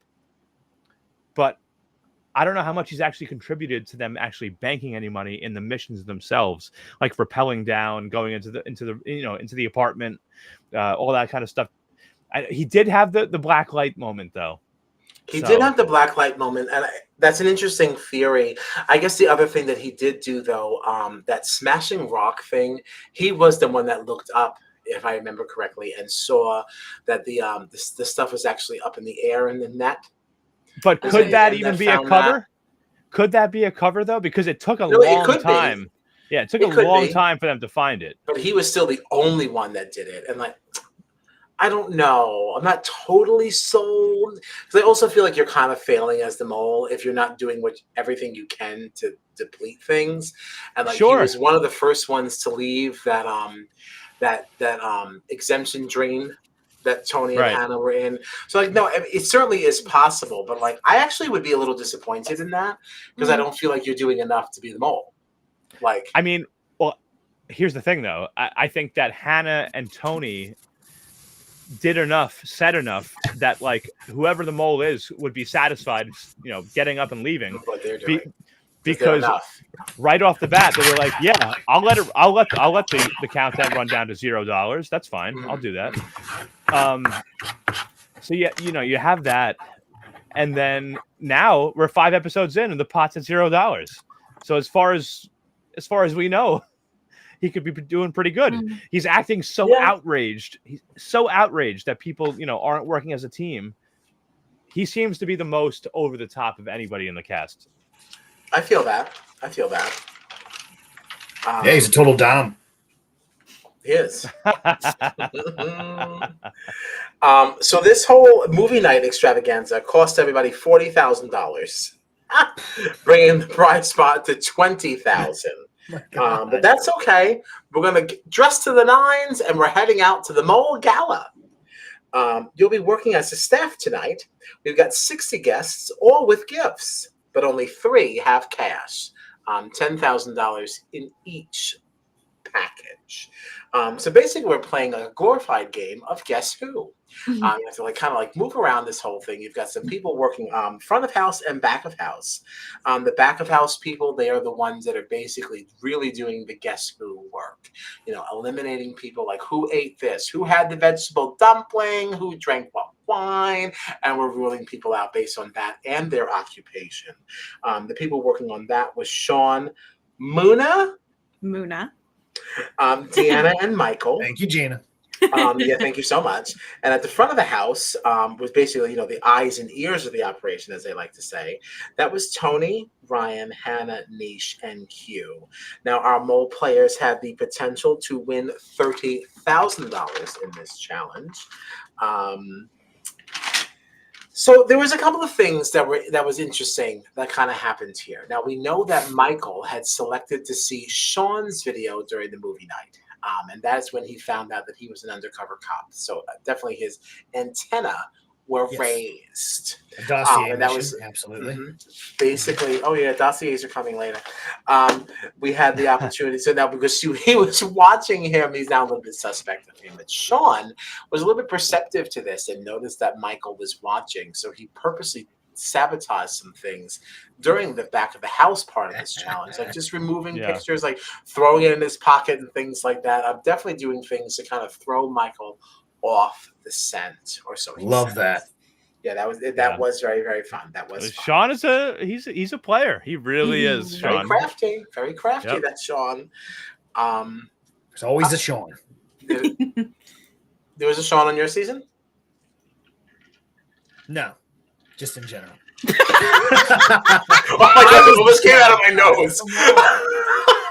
I was like, wait, Sean? I was like, oh my God. You gotta watch it. There's always a Sean. So ridiculous. Oh man. But this is where things got a little bit tricky with Miss Ryan. Because the question that I think Deanna had posed was basically like, who had the vegetable dumpling? Which one of these pilots with the red wine? And Ryan insisted that this one particular pilot had the vegetable dumpling when in fact it was very clear that they had chosen the chicken skewer. Oh, jeez. So Hannah caught this, and Hannah said, girl, I'm watching you. She's like, I don't know about all that. But Hannah did not want to divulge this information to anyone else, thinking it's better that if she keeps this information for her, because obviously we're playing an individual game here. We don't want to Hannah on this, but even her mans. She didn't even tell her mans. Tell Tony, and that's where some of that Hannah Tony relationship kind of gets a little bit interesting. And I want to defend Hannah a little bit because I already was feeling that this has always started to turn here because we already said that Tony left, right? We already know that Tony was leaving, and we're blaming the fact that Hannah did not share this Ryan information as part of the reason why this happened. And I just wanted to stop that right there because I have to side with Michael because you also don't know that Tony was actually being 100% honest with Hannah all the time, right? And answering the quiz questions the way that he said was. So you don't know what he did when he got in there. So Hannah should not be taking the burden of Tony's exit all on for herself because you don't know what he did in there. Like, simply because she's being upfront with us about lying doesn't mean that all those, confessionals were buried. They can be on the cutting room floor somewhere, Right. Can I tell you, I don't think we've seen the last of Tony. Ooh. You think he's going to be coming back this season? I know he's coming back on another show. Do you think he's going to be the next Dom? Like, where in the car, like the whole cast can save him if they want to, that kind of thing? Sure. The mole will always try to bring someone back, and they've got to have their surprise in each season. I think it's gonna be Tony. If you said he's the one that gets out, and with what it sounds like, he's got so much lustful relationships being built, and he's the pretty boy, I bet you watch episode 6 or 7. Yeah, that's a very, very fair assessment. I can totally see that. Yeah, especially this is our first momance. Yep. That's on screen. That drive that into the ground. You're absolutely right. You are right. It's the only one that we know about. But it makes sense, and I bet whoever they do try to bring back, I bet will get back in the game this time for a new twist that the viewers haven't seen yet. It would make sense. It'd be really cool. Yeah. I actually like Tony. Like, he had like a lot of little side comments that I actually thought were funny. I actually did tweet about one of them. Them together annoy me. I don't think individually they would annoy me as much. You know what I mean? I think that's fair. Yeah. Although Tony still annoys me less than Hannah. I agree with that. Tony is kind of funny. He's funny. I will say I enjoyed Tony in the mission, the treasure hunt mission, when he was being like, I don't know what the hell Niche is doing. like that I actually found enjoyable from Tony. But all the showmance or moments or whatever, I was like, oh my God, enough. Like, you guys have known each other for like 2 days. And that's what got me with Hannah too about this. And that's why I felt like Hannah screwed him, because she's like, if she had shared that information about Hannah Ryan, screwed him. Well, yeah, in more ways than one. But like, Matt Evans. Hey, Matt, miss you. I do feel like Ryan, Hannah screwed Tony by not sharing the Ryan information, because he definitely would not have gone home if she had shared that with him. Yeah. That's why I do feel like she did screw him, and she made it sound herself. Like, she seemed so guilty. She felt so guilty about it, and was like, she had also said at points that like they've both been sharing information with each other. So like, she chose not to do this. That's why I say that she screwed him. Yeah, but you still don't know how he answered his quiz. Like, what if he was holding with information from her? Oh, sure. I mean, totally possible. That's what I'm saying. Like, I feel like Hannah's getting a bad rap here. Like, you don't know, and we don't know anything. I mean, the way things were shown to us, though, Hannah literally watched Ryan sabotage the mission, chose not to tell Tony, and then Tony immediately went home. Right, but that's why I would even say, like, even without Jacob here, I would still say that is definitely like production tricks. We have absolutely no idea what Tony. Kyle called shenanigans. Yeah, I would have always called shenanigans on this one. Like that's like a little bit too far, because you're just painting the story how you want it to be. He could have said anything to them. I mean, also been pillow talk that we didn't know about, and she's like, "Hey, Tony, I'm the mole." Right. I voted for her, and he's gone. And she Damn. Right. The Easter eggs. It's just, It was funny to me because like Tony was like super confident. He's like, yeah, me and Hannah have been talking about everything. We're on the same page. So if Hannah's safe, I must be safe. And then he was gone immediately. Mm-hmm. Oh, sounds like me with Joy. Oops. Or did he just think that he was smarter than Hannah? And it's like, oh, she's sharing all this information with me, so I'm definitely going to be fine. But I know this little bit. We don't know. We don't know. I just want some justice for Hannah. Of course, we definitely don't know, but I also feel like if Tony was like behind the scenes working against her at all, we would have been shown that, or I would at least hope we were shown that.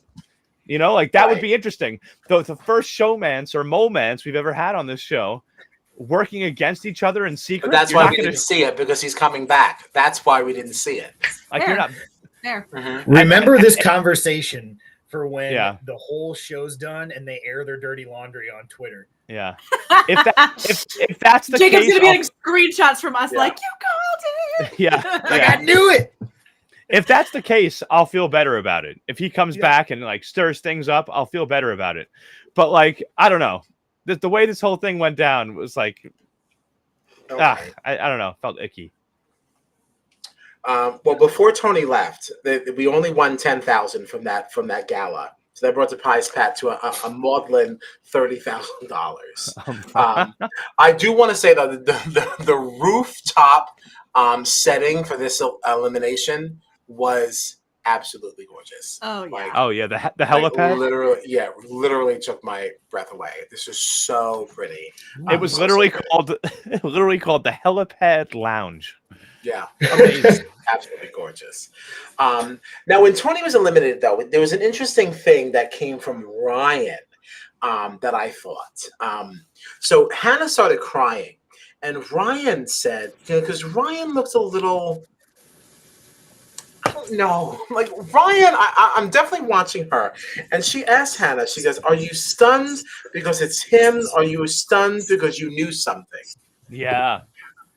And the fact that she asked that, I felt like it was a little telling, because with everything that Hannah had said about Ryan, is it possible that Ryan is thinking that Hannah is kind of onto her and she's trying to feel her out? Like, what was the motivation? Yeah, that is a pretty bold thing just to say out of nowhere at the table in front of everybody. Yeah, it was like she couldn't resist but ask this question, because it's like and it's like, but do you want me to think that? I don't know. Jacob's got right down like that felt like that felt more like a conversation you should have had as everybody's like walking back to the cars to go to the hotel, right? Like when everybody's not around. Yeah, this gave me the feeling that we were a little shook here. And it's like, I can't even leave this table without asking this right now. And the way that you have to go back and watch it, like the way that she kind of sat up, it's almost looks like a fake level of confidence that we were kind of putting out there to make it look like I'm not shook, but I sort of am. But I want to ask this question like I'm super cool. No, I'm a duck. What's that water doing? Rolling down my back. I don't know. I didn't buy it. But I also thought that it was interesting. She wanted to stir the drama. That's what it sounds. Yes. And I also thought it was interesting that Hannah did not answer the question. She just cried, got up, and walked away. Right. And that's when Michael went to go console her. So the non-answer I thought was interesting as well. I didn't even watch I just say, I don't freaking like her. Please go home. Can I just say, I thought it was fun. I don't know why I thought this, but I just thought it was very funny that like they were on the top floor of this helipad on this huge building, and when we saw Ari saying goodbye to Tony, they were down on the street, and Tony was getting into the car, and I was just thinking about the fact that like Ari and Tony had to like get in the elevator. After Tony was eliminated, they had to like walk to the elevator, get inside, take it all the way down, walk out of the lobby. Like, I don't know. It made me laugh for some reason. I've been there, John. Been there. All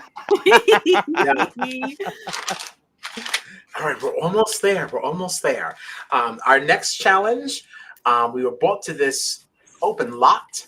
Lots of shipping containers galore. 20 of them were from the US of A. And inside each, well, not inside each, we don't really know that. It was kind of split around. But throughout the 20 containers was cash totaling $50,000. So you had to identify the U.S. containers and get the boxes from inside these containers, and you had to load them onto one of 3 trucks, and that's what kind of got interesting here. Because these 3 trucks, now you had to. Each truck was labeled with a certain mole player's name. Right, these are the 3 people that had received the most votes for the final question of the quiz of who do you think is the mole?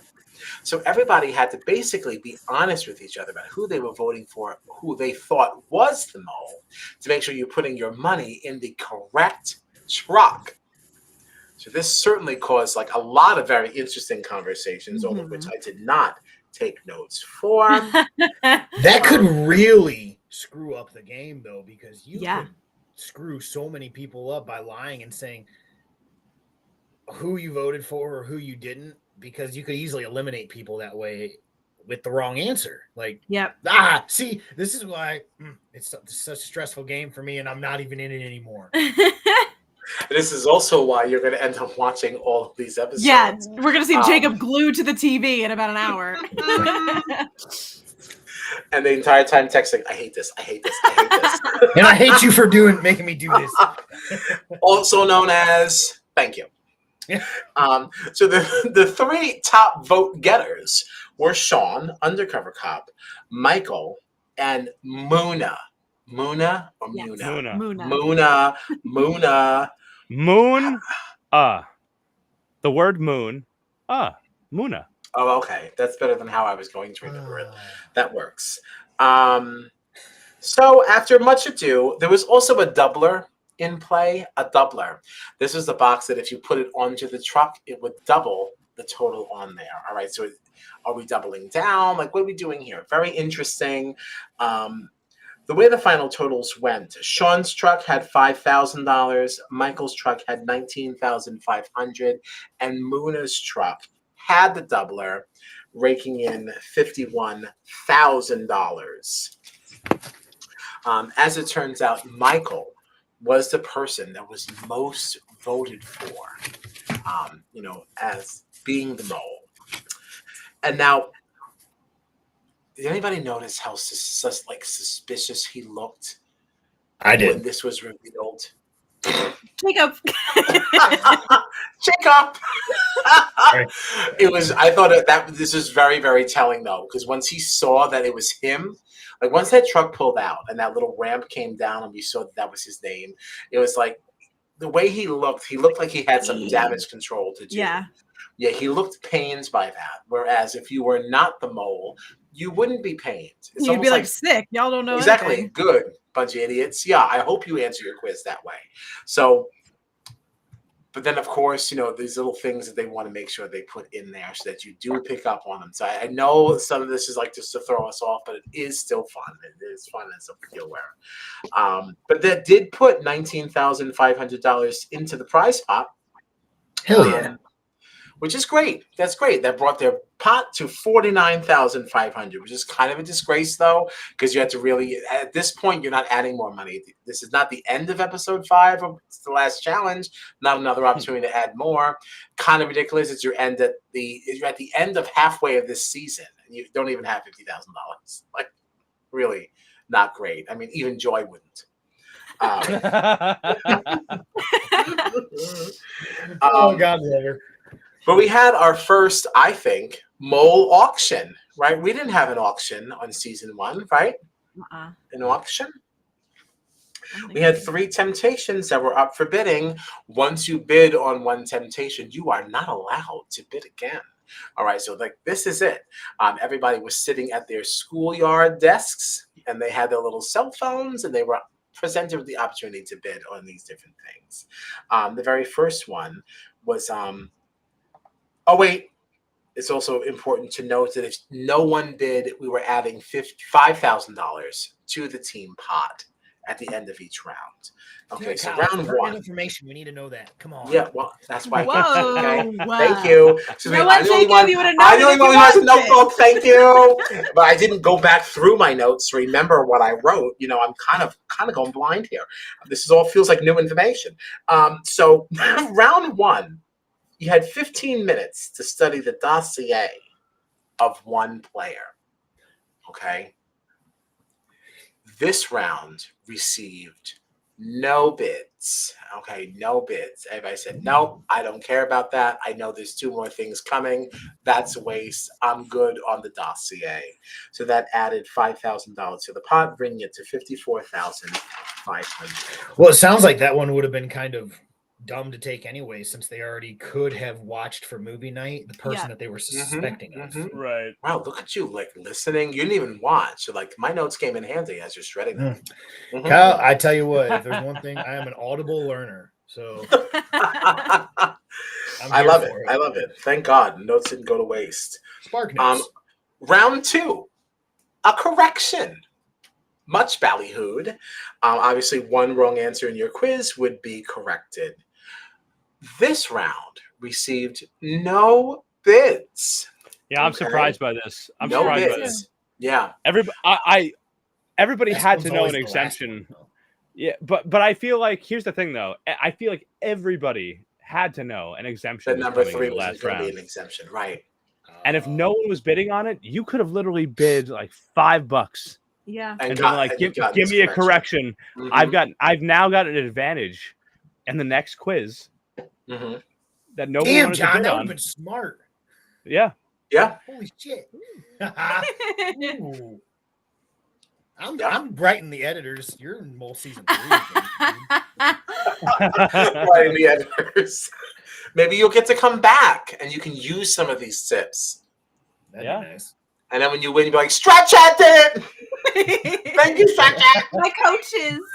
Once that final episode airs, we are blacklisted. They haven't talked to me once since the show aired. Did you try to talk to them, though? Well, This is one absolutely. of those really bad relationships where, like, nobody's texting each other. And everybody's like, how come you're not talking to me? And it's just everybody's just feeling bad about themselves. No, it's actually like one of those high school relationships where you think you're in love, and so you message them constantly, but yet they never want to talk to you back because they've moved on. So here I am, hurt and heartbroken, and they're happy as could be with their newfound love, aka the cast for season 2. It just means they're not following your social media. They don't know that you went to Australia twice to be a firefighter of the year. They don't understand. They don't understand what's going on. They don't understand. We have to inform them. Like, what can we do? We need an email address. We need to start like a petition. A GoFundMe. Yes. I was going to say GoFundMe. I'm like, that doesn't really work. And I was like, what is that petition? Change.org. Change.org. That's the one. That's what it is. That's what we need. Silly. All right. So $5,000 was added. That brought us to $59,500. And this is where the fun really came. Round 3, an exemption. Okay, an exemption. Many bids were received, but none as great as the bid for $59,500. Completely zeroing out the pot. Yeah. Someone pulled a Joy? They sure did. The whole pot. We don't know who did it yet. That's what's coming, episode 6. Much to the chagrin of Q. The whole pot. What are we doing here? And Muna was also not happy. Not happy. I think it's Deanna also. I'm pretty sure it was Deanna was the one. I think Deanna cried. Didn't she cry? Well, she cried, and in the preview, I'm pretty sure that what we're going to see is whoever it is that bid all this money and reveals themselves, I'm pretty sure Deanna is just like, listen, I don't even want to hear you talk. Like, it was something like that in the preview. You know what I can't understand? What I really don't get about this show and the way that people play this is like they don't ever like for people to know that they did these things. And it's like, why? What do you care? Like, because you're stuck with them and you got to listen to their attitudes and their bitching. I'll listen to your attitude as much as I want for $100,000 or whatever the grand prize is. I don't give a fuck. I just met you. I don't care. I don't care. I will burn you all over the place. I have plenty of friends that I can't keep up with. They're all always mad at me because I don't keep in touch. I don't need none of y'all. Okay, so I will take this money and go. And all those people that felt neglected, here's $5,000. Right, leave me alone. Stop bothering me. Like, what is this? Like, I would tell everybody, yeah, I took it. I took it. And what? What are you gonna do? Exactly. What are you gonna do? You gonna vote me out? You can't vote me out. Whatever. Who do you guys think took it? Or who do you guys think bet that? Hannah. No, it's Muna. It's Muna. Oh, you think it's Muna? She's the only one acting. Oh, let's not normalize selfishness, and then she takes it. I'm ready for it. I wouldn't rule her out. I mean, my first thought was Hannah, just because of how she behaved in that first one. If this is the guy that you were kind of crushing on and you didn't give two shits about him, you're like, I'll still let this shit go to zero. They're like, I know you don't give a fuck about none of these other hoes. Yeah, so, no, I lean towards Hannah too. Yeah. Yeah. I do too. I think that's what the show wants you to lean towards. So I'm going to lean against it and say Michael. Ooh, Michael is super possible. He's super possible. Definitely. Because there definitely was a lot of lead up to him too. He was definitely discussing some of the pros to taking this. Mm-hmm. Why don't you be like Niche?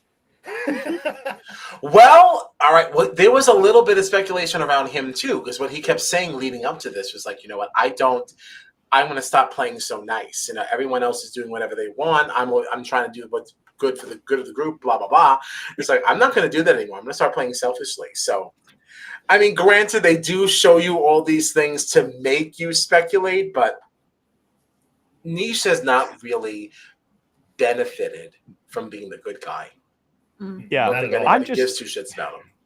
Yeah. Here's the thing. I feel like my top three suspects would be the three people who were the group's top three suspects in the most recent mission. So that's Michael, Sean, and Muna. And be Sean too. Like it could absolutely be Sean. It could absolutely be Michael. But I feel like Muna was the most upset that she was one of the top three suspects, which is why I feel like she's the one that maybe bid on this and was making a big show of being like, let's not normalize selfishness, because it's like, I can get, maybe if I say this, I can get less people to bid on this exemption. You hear those three names that the group picked, John, and on one hand, you're like, oh, I'm on the right track. And on the other hand, you're like, uh-oh, that's who they want me to think it is. Shit. Yeah. Yeah. If 6 in one hand, half a dozen in the other. I psych myself out with the edit all the time, because every time that I'm like, no, it's this person, then like the edit will show something that they did that's suspicious, and I'm like, God damn it. I got again. Yeah.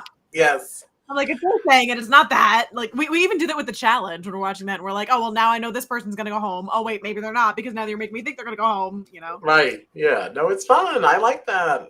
I like the back and forth. I can guarantee I know who it's not. Who is it not? Jen, Melissa, or Tony. Thank you, Jacob. Thank you. I'm sitting there like, who's Andy? I'm like, wait, Andy's not here. And then I realized. Andy's the old man. No, I thank you, Jacob. I got on board. It took me. I'm here all night. Seconds, but I did. All aboard. Are you on board? Stupid. So that's it. That's episodes 1 through 5. Yeah. We're running into a problem next week. We have a problem next week. John's not available to stream next Monday. Gina is not available to stream next Monday. I could potentially be available to stream. Yeah. I'm going to be in Ireland, so. I'm just going to be in Tennessee. I can stream. I could just be flying solo next week, unless Jacob catches up. That would actually, I'll try. I'm gonna be honest, that would be awesome. I would literally be seated in Ireland to watch a stream with just Kyle and Jacob about the mole. That would be amazing. I feel like that would be the most unhinged night in Strat Chat history. So far in left field. I'm in. All right, I'll catch up. Yeah, truly. With no one here to anchor the two of them, this conversation is going to go everywhere but the mole. You're welcome. You're welcome. Landmark episode. I better get to do the intro. Oh, yes. You could do whatever. That would be the 8th if you're down. I mean, I've got nothing going on. They all have lives. I'm just sitting around looking at myself. Let me put this in my calendar. In the calendar. in the Cali. The Cali. I'm off that day. Oh, okay. Oh, Marvelous all news. right. Hosting. You got a week. Strat You got a week to get Chat. caught up on the episodes. So You have so much Guest time. And there's only 3 more speaker. episodes now coming, so you got plenty of time. Kyle Petty. Got it. Look at that. yeah. Wait, did nobody else hear the way that he just said that? Hosting Strat Chat. Hosting Strat Chat with guest speaker Kyle Petty. Oh, I didn't hear the guest. I did not hear the guest speaker. yeah. Well, You just have honestly, to- if Jacob is here, I definitely am the guest. So, like, what can I say? Like, it's not a lie. Jacob, you just have to finish watching 6 1/4 episodes. I'll get that quarter episode in tonight. Trust me. Listen, if you watch 1 episode a day, and especially because episode 5 is only 37 minutes, like they're not all an hour. Yeah. I was very surprised by that. Honestly, I was relieved. I only watched it today. Right. So This morning, I was sitting down to watch it, and because a lot of the other episodes were over like 50 minutes long. Yeah. Mhm. And then episode 5 started, and I was like, all right, finally, last episode. And I saw that it was only 37 minutes long. And I was like, including sick. yeah, not including intro or credits or anything like that. Right. 37 minutes long. And I was like, oh my God, this is amazing. Perfect. Yeah. Thank God. Yeah. Less than 40 minutes? Let's bang this out. Let's do it. Sweet. Fucking Yeah. Sweet. So I do have a question. Ask away. What is in Ireland and what is in Tennessee? You guys just go on vacations? I am going with my entire family, 19 people. We're taking my parents to Ireland for their 50th wedding anniversary, which they just celebrated a couple of nights ago. So yeah, we're going for a week to Ireland. Huge, crazy, crazy trip that we've organized. We have a driver that's going to be staying with us in all of our hotels, taking us to every city in Ireland, like Dublin and Galway and Belfast and everything. Donegal, everything. So sick. Yeah, and it's just going to be amazing. And we're celebrating my parents' 50th wedding anniversary. My dad had, has family that's from Ireland and all that stuff. So it's going to be amazing. I cannot wait. Yeah, really cool. Super expensive, but like a once in a lifetime opportunity. So, hell yeah, that'll be fun. That's my number one on my traveling list is Ireland. Sure. Yeah, I cannot wait. All I'm gonna do is drink drink pictures. Oh. Well, I don't drink anymore. I'm just. That's man. right. You So, do not drink. Yeah. I'm a weed man. That's why I sit here and drink Gatorade all night. Yeah. We had this conversation last time. I took some edibles, Kyle, and don't remember the last half of Strat Chat. I forgot about that. Yeah, forgot about that was a fun show that day. Because that was also the stream. That was also the stream that we did that was about nothing. So Yeah. it didn't matter. That is also true. There's no reason why that can't be a repeat next week. Yeah. Yeah. Listen, I'm And so Gina down. probably has a spouse in Tennessee. A spouse, get out of here. No, I'm going to Tennessee because my brother and his spouse and his baby are now living. They moved down there in December. So I'm just going to go to visit the fam. If you do not hear this pickup line, then it is not worth the trip, okay? So you gotta, some guy's gotta come up to you in a bar, be like, excuse me, Miss Gina from Strat Chat.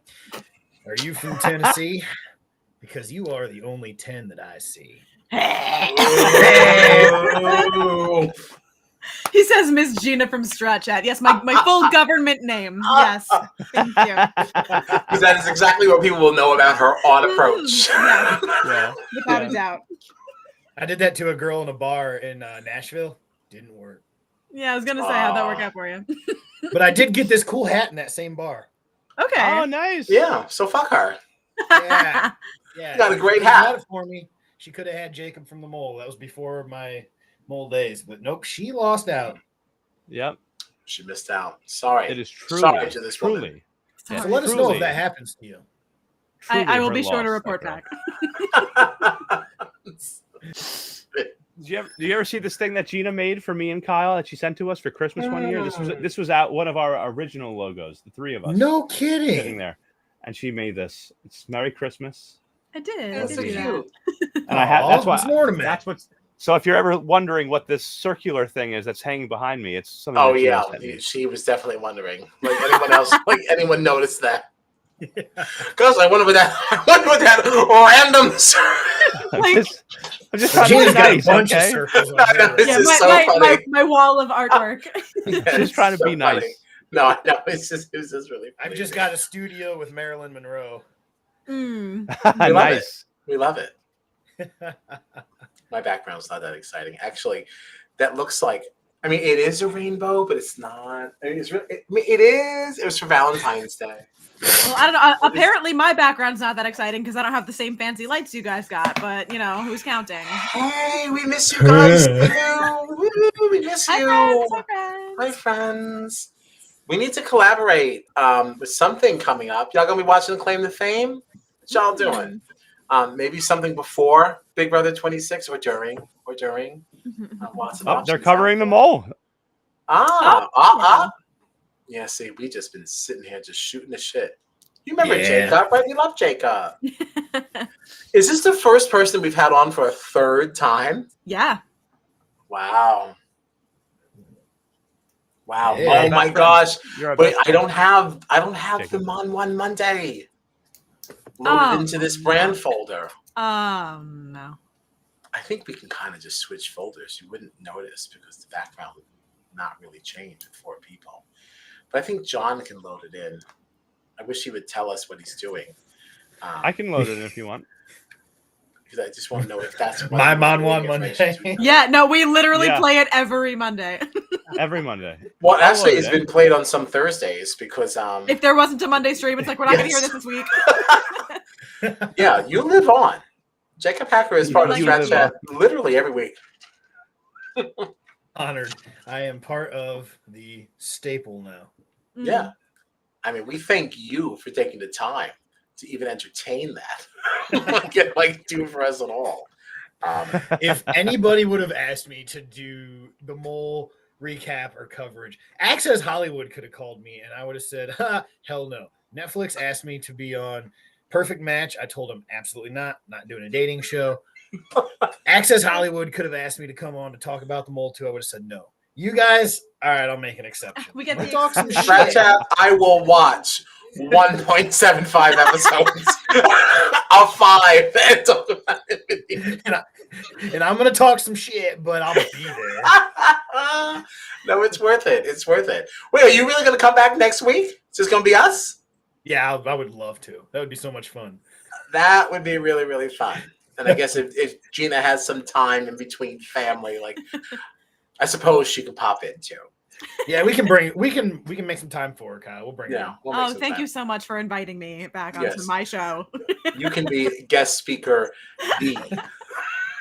Guest speaker B. Brian, ooh, who we think could be the mole. Up Potentially there, be definitely the- up there.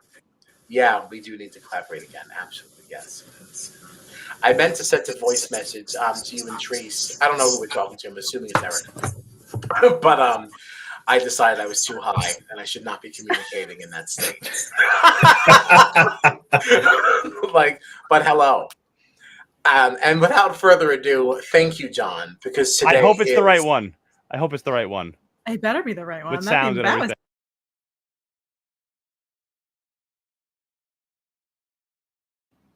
It's Not not the a right sound one. to be had. It's not the right one. It's not the right one. I'm sorry. Not a Wow. sound to be had. That was the first Monwan Monday thing that came with Wow. my files, so I thought it was it. Hold on. No. Wow, Not that it, is not really it. not great. I'm going to delete that so it's not even in here. I don't ever want that to happen again. I thought that Restream was doing that weird thing where I wasn't hearing audio, so I heard nothing to begin with, No. so I didn't know. No, This it was is just like my this fault. is not working. This is, you know what? This is really becoming a bit much. Oh, so we're all doing we that have to thing. do- Yeah, all we have to do is this, and then we can just find it right here. Monday. There we go. There we go. See, that's all it took. That's all it took. All this uploading and looking for folders and blah blah.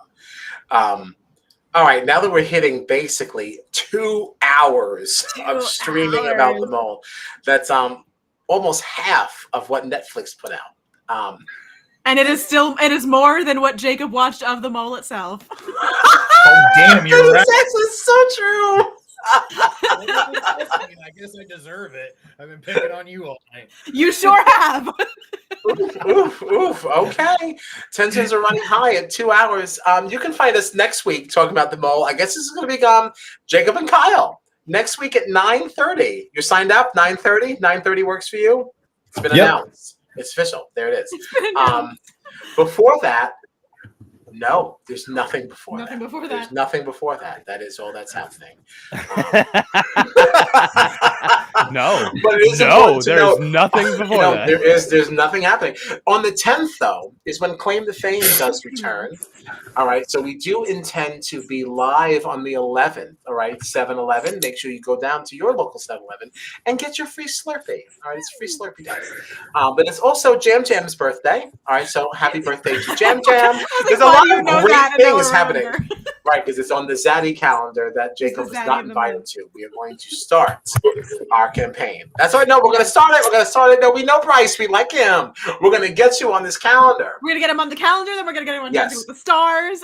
We have so much work to do. Thank you. We'll probably see him soon at house shops. I bet. That's what I'm saying. I'm going to talk to him. Be like, listen, do you know my friend Jacob? Yeah. We need him on the Zaddy calendar. Who do I need to look up? What's his name?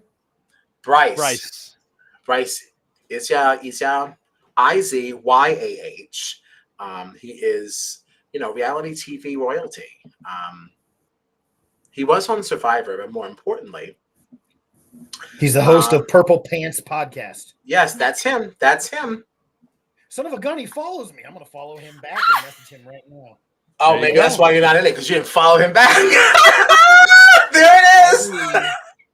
Honestly, though, hey, listen, it's July 2024. This is probably the perfect time to reach out and get into the 2025 calendar. Let's go. Sales are going to skyrocket. That calendar will be on fire, some might say. Yeah. Ooh. Yeah. I mean, I've done a few firefighter calendars myself, but the problem is I got back from Australia shooting the 2025 calendar at the end of March, and I just got done bulking, so I'm about 30 pounds heavier, no abs. Zaddy calendar would be full dad bod right now. Okay, also fine. It actually is fine. When you see some of the people selected for the Zaddy calendar, yours, for some people, I would say you're still leaps and bounds ahead of. You'd probably still be in better shape than most. I love the calendar. I love it. There's a place for you. And we'll leave it there. Until we're back, this is Strat Chat. You can find us in the socials at Strat Chat Pod. And I guess that's really it. Thanks a lot for hanging out with us again. It's always such a good time when you hang out. This was a blast. Honestly, arguably more fun than the show itself. So thank you. Not arguably, definitely. More fun. I was trying to be nice. So sorry to our friends at Netflix. We're so sorry.